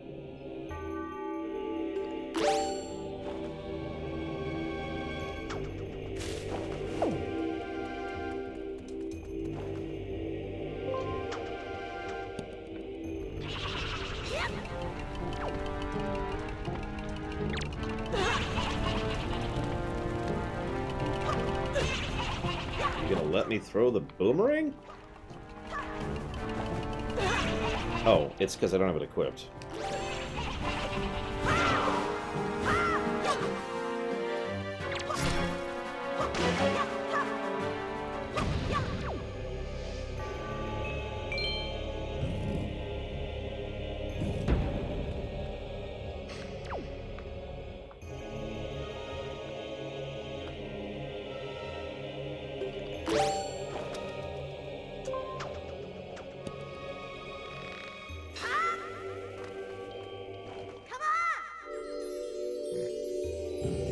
I love that. Come on!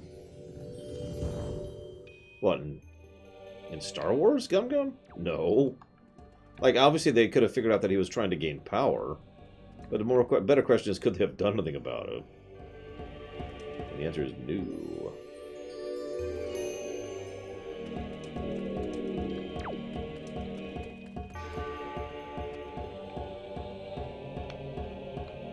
Okay, stay here.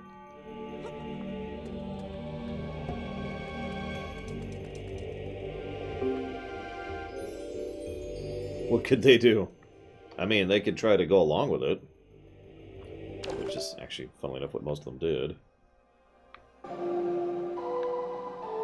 They could try to resist it and get killed in accidents, which is what a lot of them did. They could do what Violet Silver did and sub to me. That'd be awesome.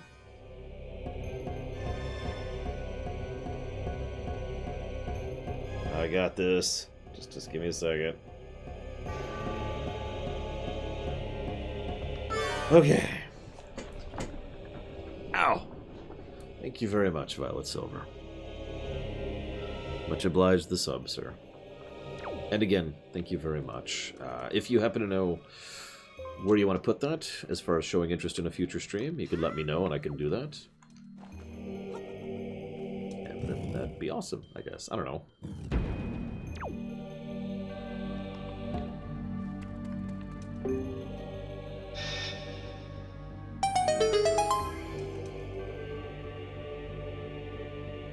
Why would they, Gum Gum? Other than I mean, him being a Sith would be an issue only because it'd be the current thing that's disliked by the popularity. It'd be like saying, oh my god, he's a communist or whatever. In modern parlance.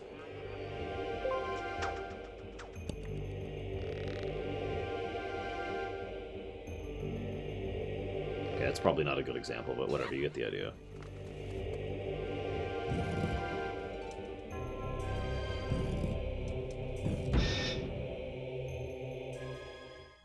So, Iron Knuckles.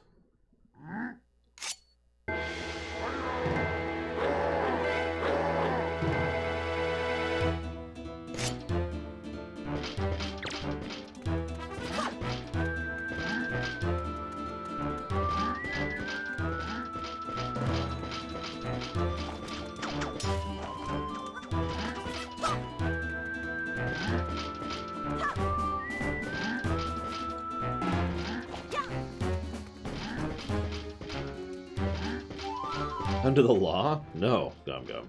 The whole point was he was not actually doing it per the law. That's pretty much the entire point of that scene.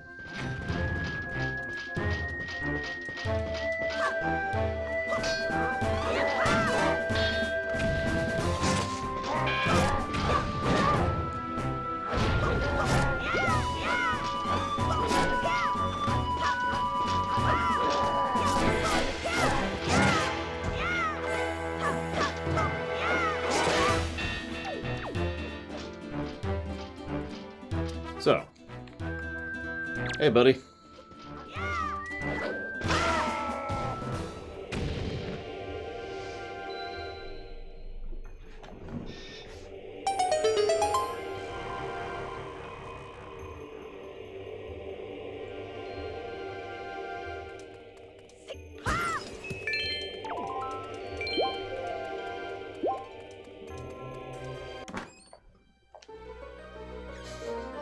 Yeah, you notice his sword pretty much one-shots him. You got the bow. It's actually kind of normal, but you know what? Whatever. It's still a cool item. Yeah, let's go put this here, please. Ah, there we go.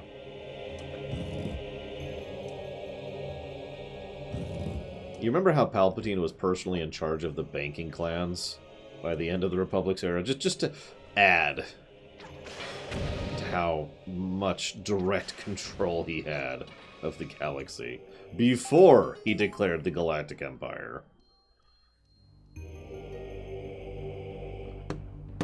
No, the enemy weapons are pretty much world to world, or room to room, excuse me. Really?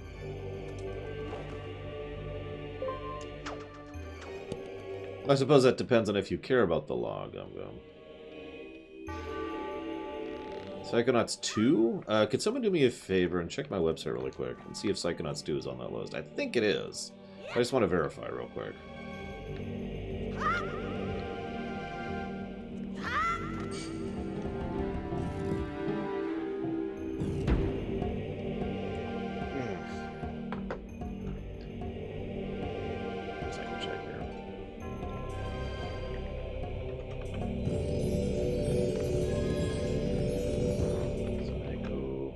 There it is.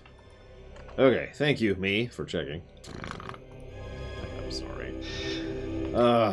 So, Violet Silver. I can spell. Do we have a release date for that yet, by the way? Either way, thank you again, Violet Silver.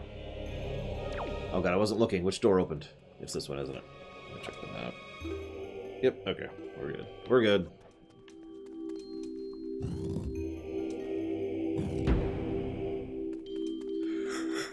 Oh, yawn attack. Oh, God. Oh, okay. Oh, excuse me. No. No! No! Ah, screw that. If that didn't hit, nothing's going to. So yeah, no actual release date. That's not surprising. Well, either way, thank you very much, Charm Devil. Much obliged the sub. And... Wah! And the keys! Welcome to the Ear Club. I am happy... I don't know. I feel so stupid saying it, but I'm happy you've been supporting me for a full year. Thank you, sir. You're awesome. If you ever know, blah, blah, blah, blah, blah, blah, blah, blah, blah, blah, blah, blah, blah, let me know. It's always the same question, you know?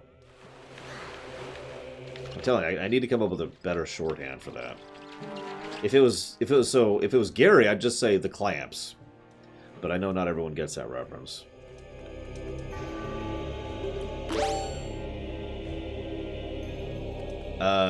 That's a good question, Gum Gum. What do you mean by lasted?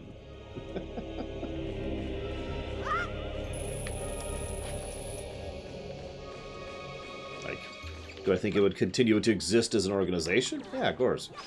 Do I think it would have been effective or a functional organization anyway? No. However, it's probably worth noting, one moment. There we go, that according to certain writers of Star Wars, the Old Republic was fine, and everything was fine until Palpatine showed up. Which I don't buy for a millisecond.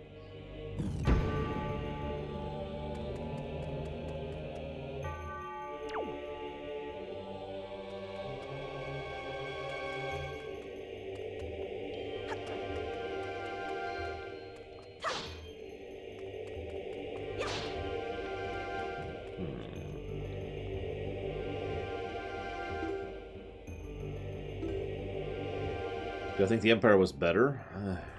No. But that's only because the Empire was turned into Nazis.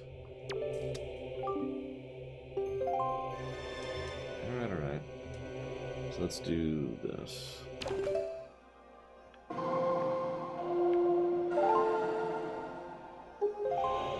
But that's... Palpatine was involved at that point, Pillars of Snow. So...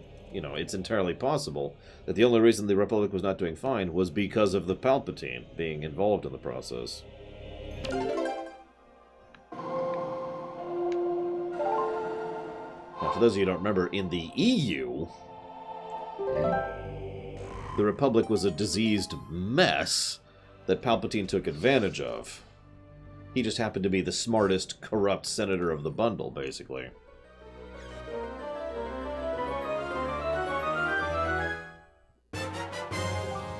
Yay, something I don't actually need or want.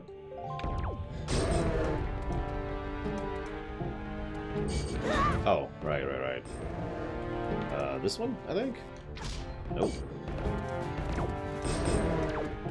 Let's try this. Have a bomb.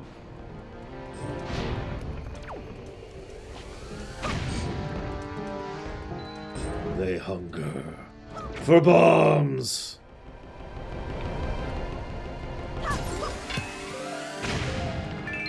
They have to explode so messily? God. Okay, apparently green is not the rupee one. I thought green was the rupee one. Was red the rupee one? That is fair, Max Time. I'm going to need a lot of rupees. In fact, I'm going to need a bare minimum of about 400 more rupees just to beat the game. Never mind buying other stuff like bottles and pieces.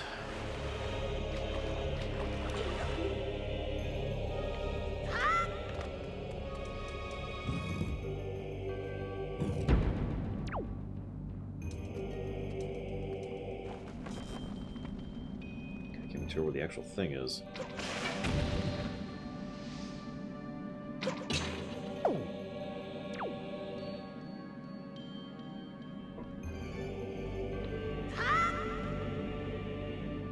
You know, as horrible as that sounds, you're right. By the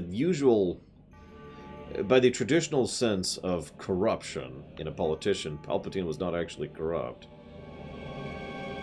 He was a power-hungry, evil megalomaniac, but he wasn't corrupt.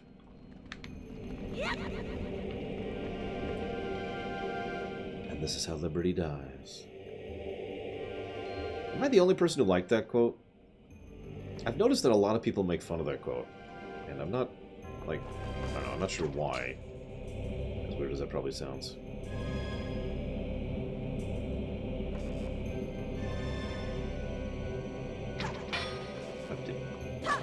Okay, this aims much differently than the Twilight Princess one.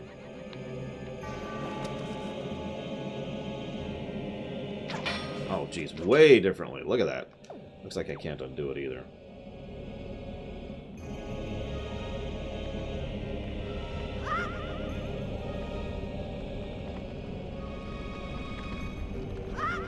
Yeah, I was looking into that, Pillars of Snow, because the games basically have a plot hole in them.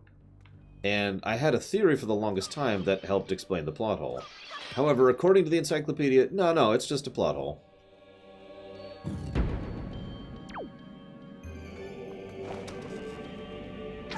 So, yay.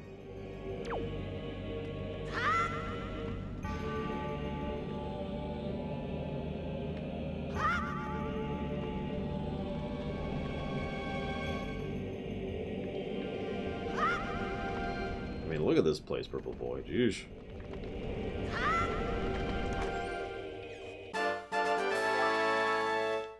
Damn it, Superboy Prime. We've talked about this.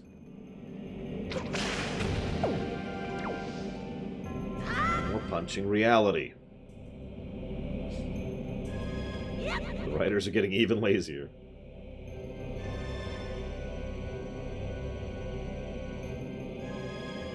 I suppose I should explain the plot hole I'm talking about. Why is there a Triforce of Courage in this timeline? Or perhaps more to the point, how is there a Triforce of Courage in this timeline? Remember, the Triforce of Courage left. Just bailed on the timeline thanks to Zelda. And actually went with Link to Twilight Princess. It's actually a plot point that the Triforce of Courage caused issues over in Twilight Princess, as we've discussed.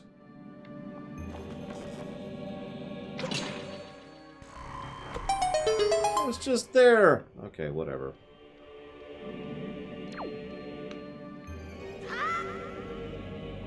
You can see why I call this a plot hole, by the way. Now, the way I always thought this worked, which is not true, is that what happened is the absence of the singularity of the Triforce, the singular nature of it, is basically why the flood happened. In short, they were like, and because all of reality was so sufficiently wrong in the absence of a whole Triforce, well, they just flooded the place and put it on stasis until things could fix itself. And in this case, the fixing itself was someone showing up who was sufficiently of let's call it the pattern of courage, someone who was sufficiently courageous and manifested the Triforce of Courage would, be born and live, and in so doing allow the Triforce of Courage to start existing and remanifest, albeit, of course, in pieces. The problem is that doesn't line up with what actually happened, which is there was always a Triforce of Courage for some reason. Because of course there was. I mean, that just makes perfect sense, right? Look, stop thinking, okay? Just stop. Stop thinking.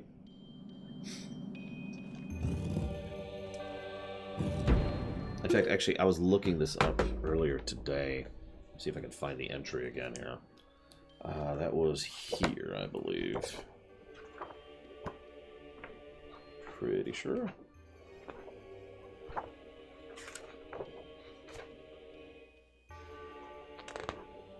Hang on. Here we go.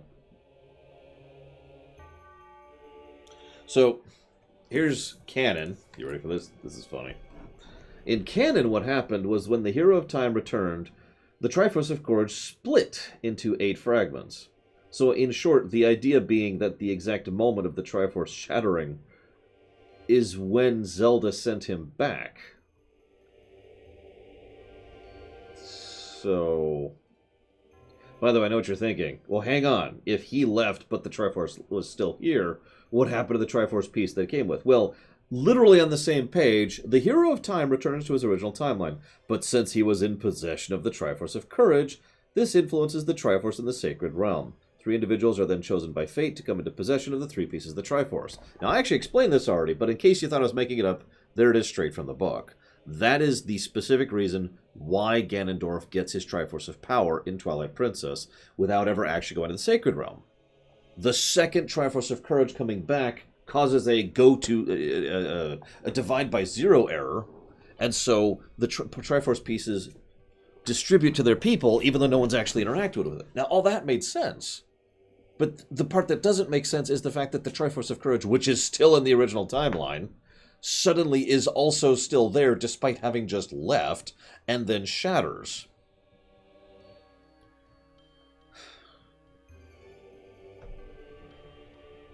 So, plot hole. Just calling it what it is. It's a damn shame, too, because I really like the idea that this character, as Takoida so accurately put it, fully maxed out the courage leveling tree, and in so doing manifested the Triforce of Courage. And the idea about being that... So, to fully explain this, the idea here was that with the Triforce of Courage, it would manifest, but it wouldn't manifest in one piece, because everything is still kind of broken. Hence the idea of the Triforce of Courage, Triforces of Courage still being all over the place. You with me?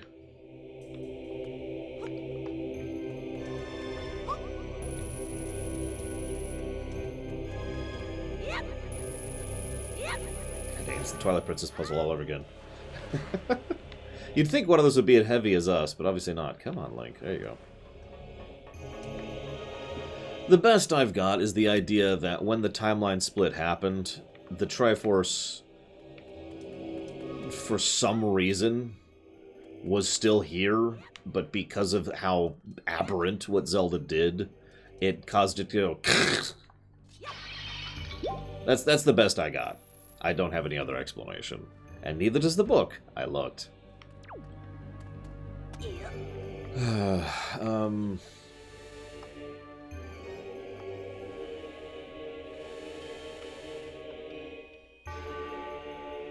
Miyamoto, Gnarlix.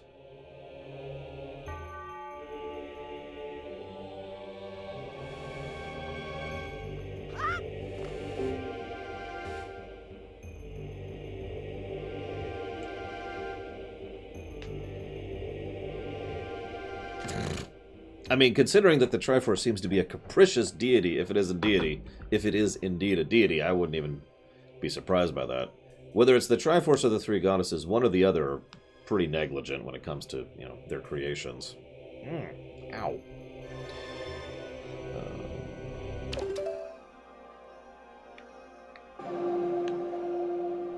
Oh, hang on, let's try that again.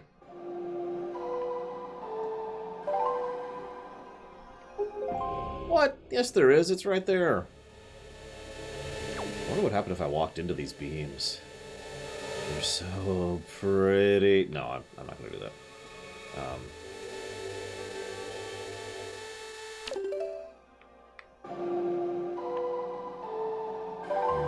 I could die if I just walk into those beams.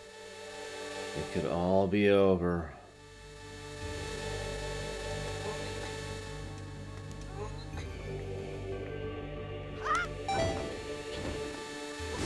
Aww. I hit the wrong button to start, so I didn't get as much height as I should have.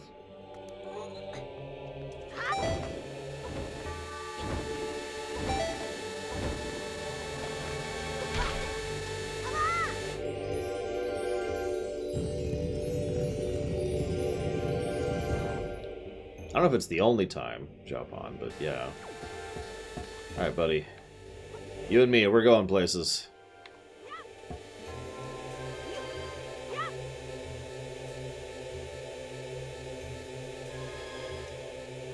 Okay.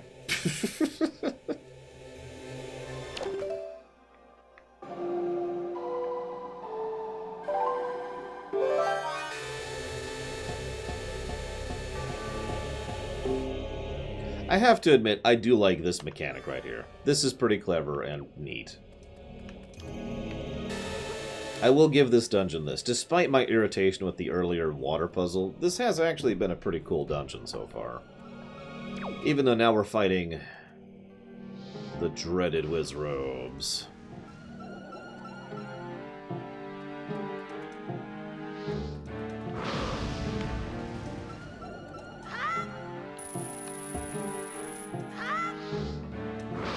I don't have the reflect spell. By the way, the Wizrobes are birds in this continuity for some reason. Honestly, shrug.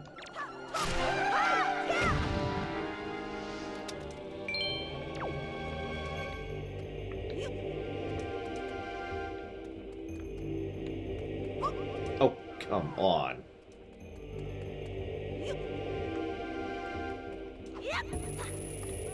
Well, okay, that kind of worked. I'll take it. became a birds. Listen, the Zora were like, you know what?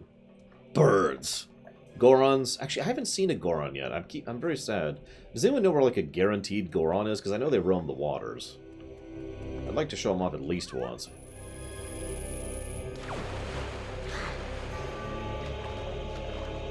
The Gorons aren't dead. They're in this game.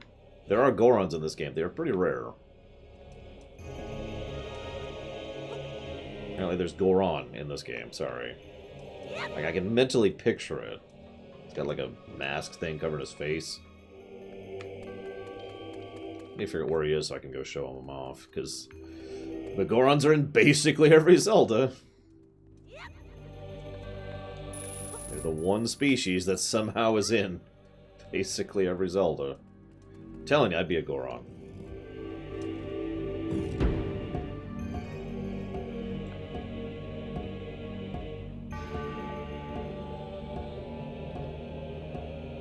Aha, there are multiple! Yay! I was right.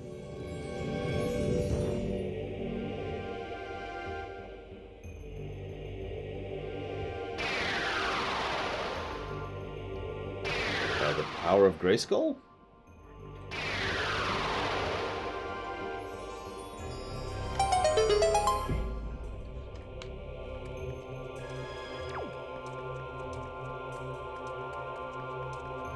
Yeah, actually, so this is going to sound horrible, but I really like the idea of Gorons being in the Wind Waker world because of how incredibly deadly everything would be to them. Like, imagine if a Goron fell. Just picture that. Because they wouldn't hit the surface, they'd hit the field. You know, they'd hit the energy barrier, keeping Hyrule in stasis. That'd be fun.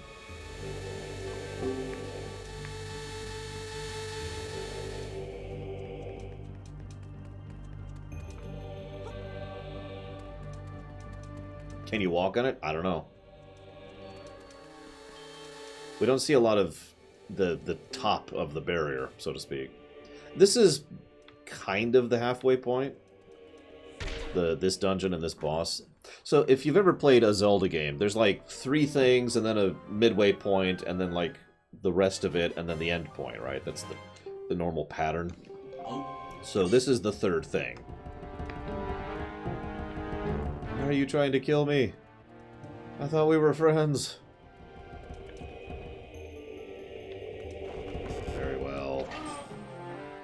Then you must die.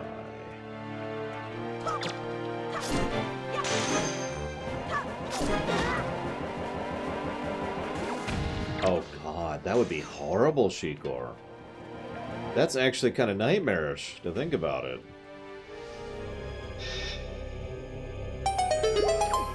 Like, picture for a moment that all those Gorons are just hanging out down there, really, really bored, on the barrier.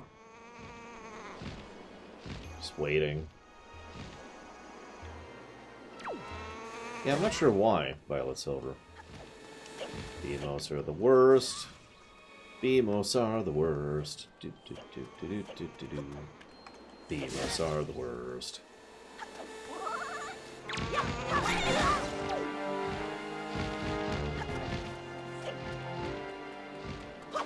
Oh, hang on.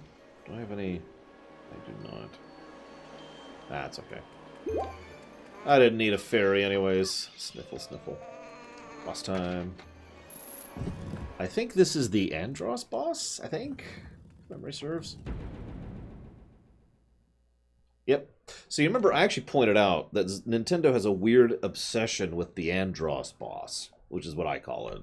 It's head, detached hand, detached hand.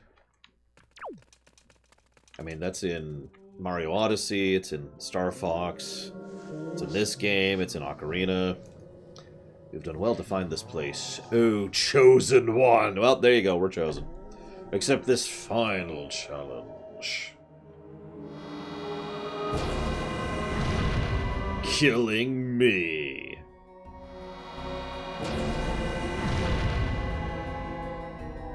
Bongo Bongo was cooler. Less creepy, though. Ah, yep, DKCR, you're right.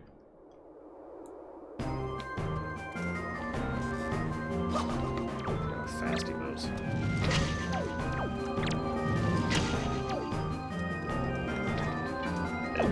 Okay.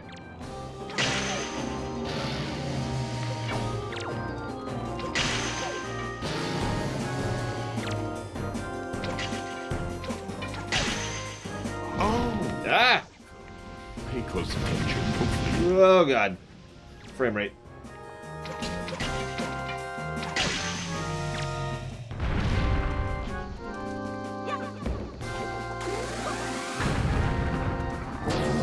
I do like how you beat it like you've been beating all the trash so far. So this is one of the first bosses, I would say, that follows good boss design in this game.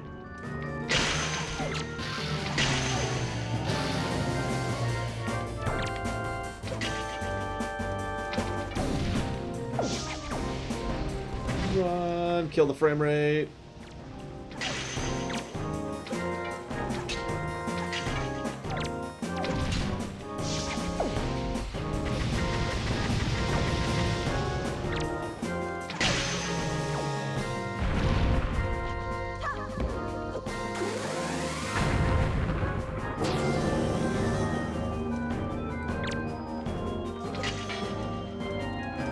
I don't know, I kind of liked the Mario Odyssey version of this one. But then again, I liked basically everything about Mario Odyssey, so what the hell do you want from me?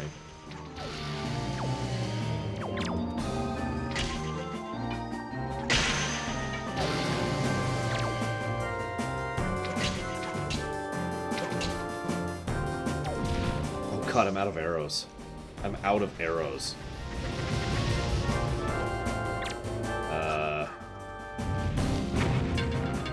Thanks.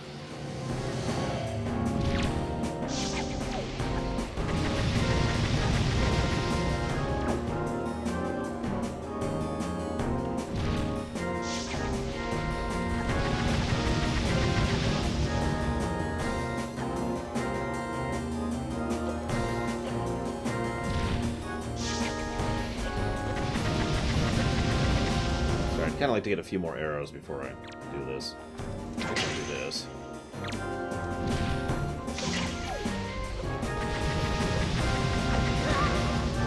I mean, he's not trying to kill me, he's trying to test me. That makes a degree of sense. Oh, come on. I mean, that's what this sounds like, right? Someone trying to test me and not kill me.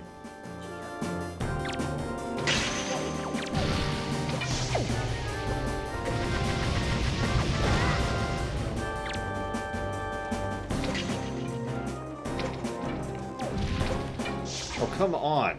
And I'm out of arrows again.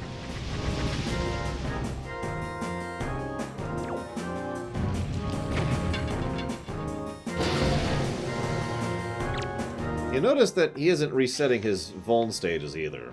It's also basic good boss design. So yeah, I'd say that's the best boss so far.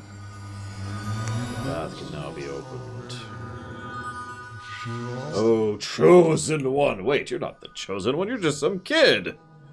What will now come to pass is tied to your fate, to the path you have chosen. Go forward with caution. I'd say no, Shikor. We'll see if it continues this level of quality. 2 bosses and 1 decent boss is not a plus.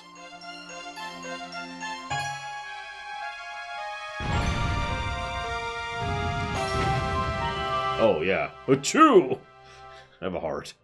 Where were you keeping that? In my nose, like any sensible being.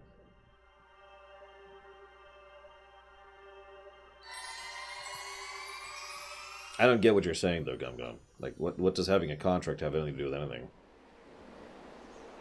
Yeah, exactly! Where else would you keep your hearts?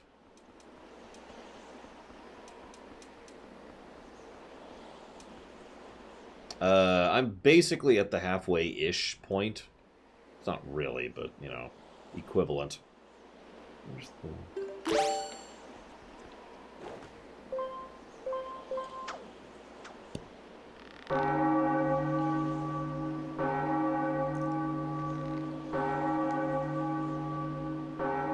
Ding dong, the witch is dead, the witch is dead, the witch is dead. Yeah, there's basically three and a half arcs in this game, chapters. And we're about to end the first of them.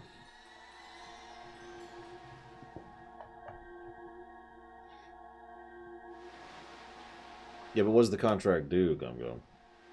You've done well, Link.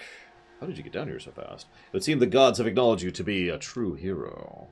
Does not mean your trials end here. Once you take your first step into the world beyond the Ring of Light, you'll see shimmering in the waves before you. Your true trial will begin. Are you ready, Link?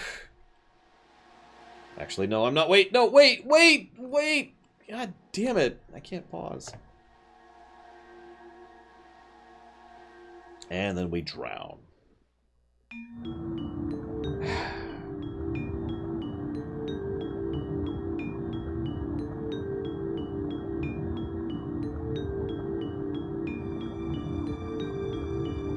Notice we were holding our breath there. Nice little touch. Because, I mean, why wouldn't we be, right? There's a logic to that. And now we're under the barrier.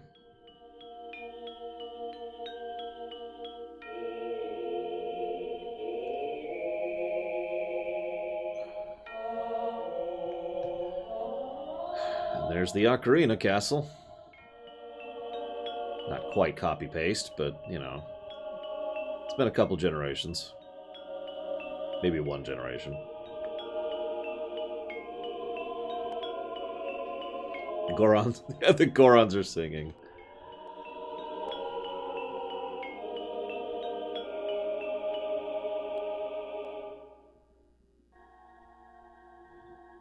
For once, the color distortion thing works pretty well, especially in contrast to us. You're probably wondering where we are, aren't you? Unfortunately, there's not enough time for me to explain it to you now. Once you're able to strike down Ganon with the item you obtain in this castle, all will be made clear to you. Trust my word. See what awaits you in the castle. Well, okay.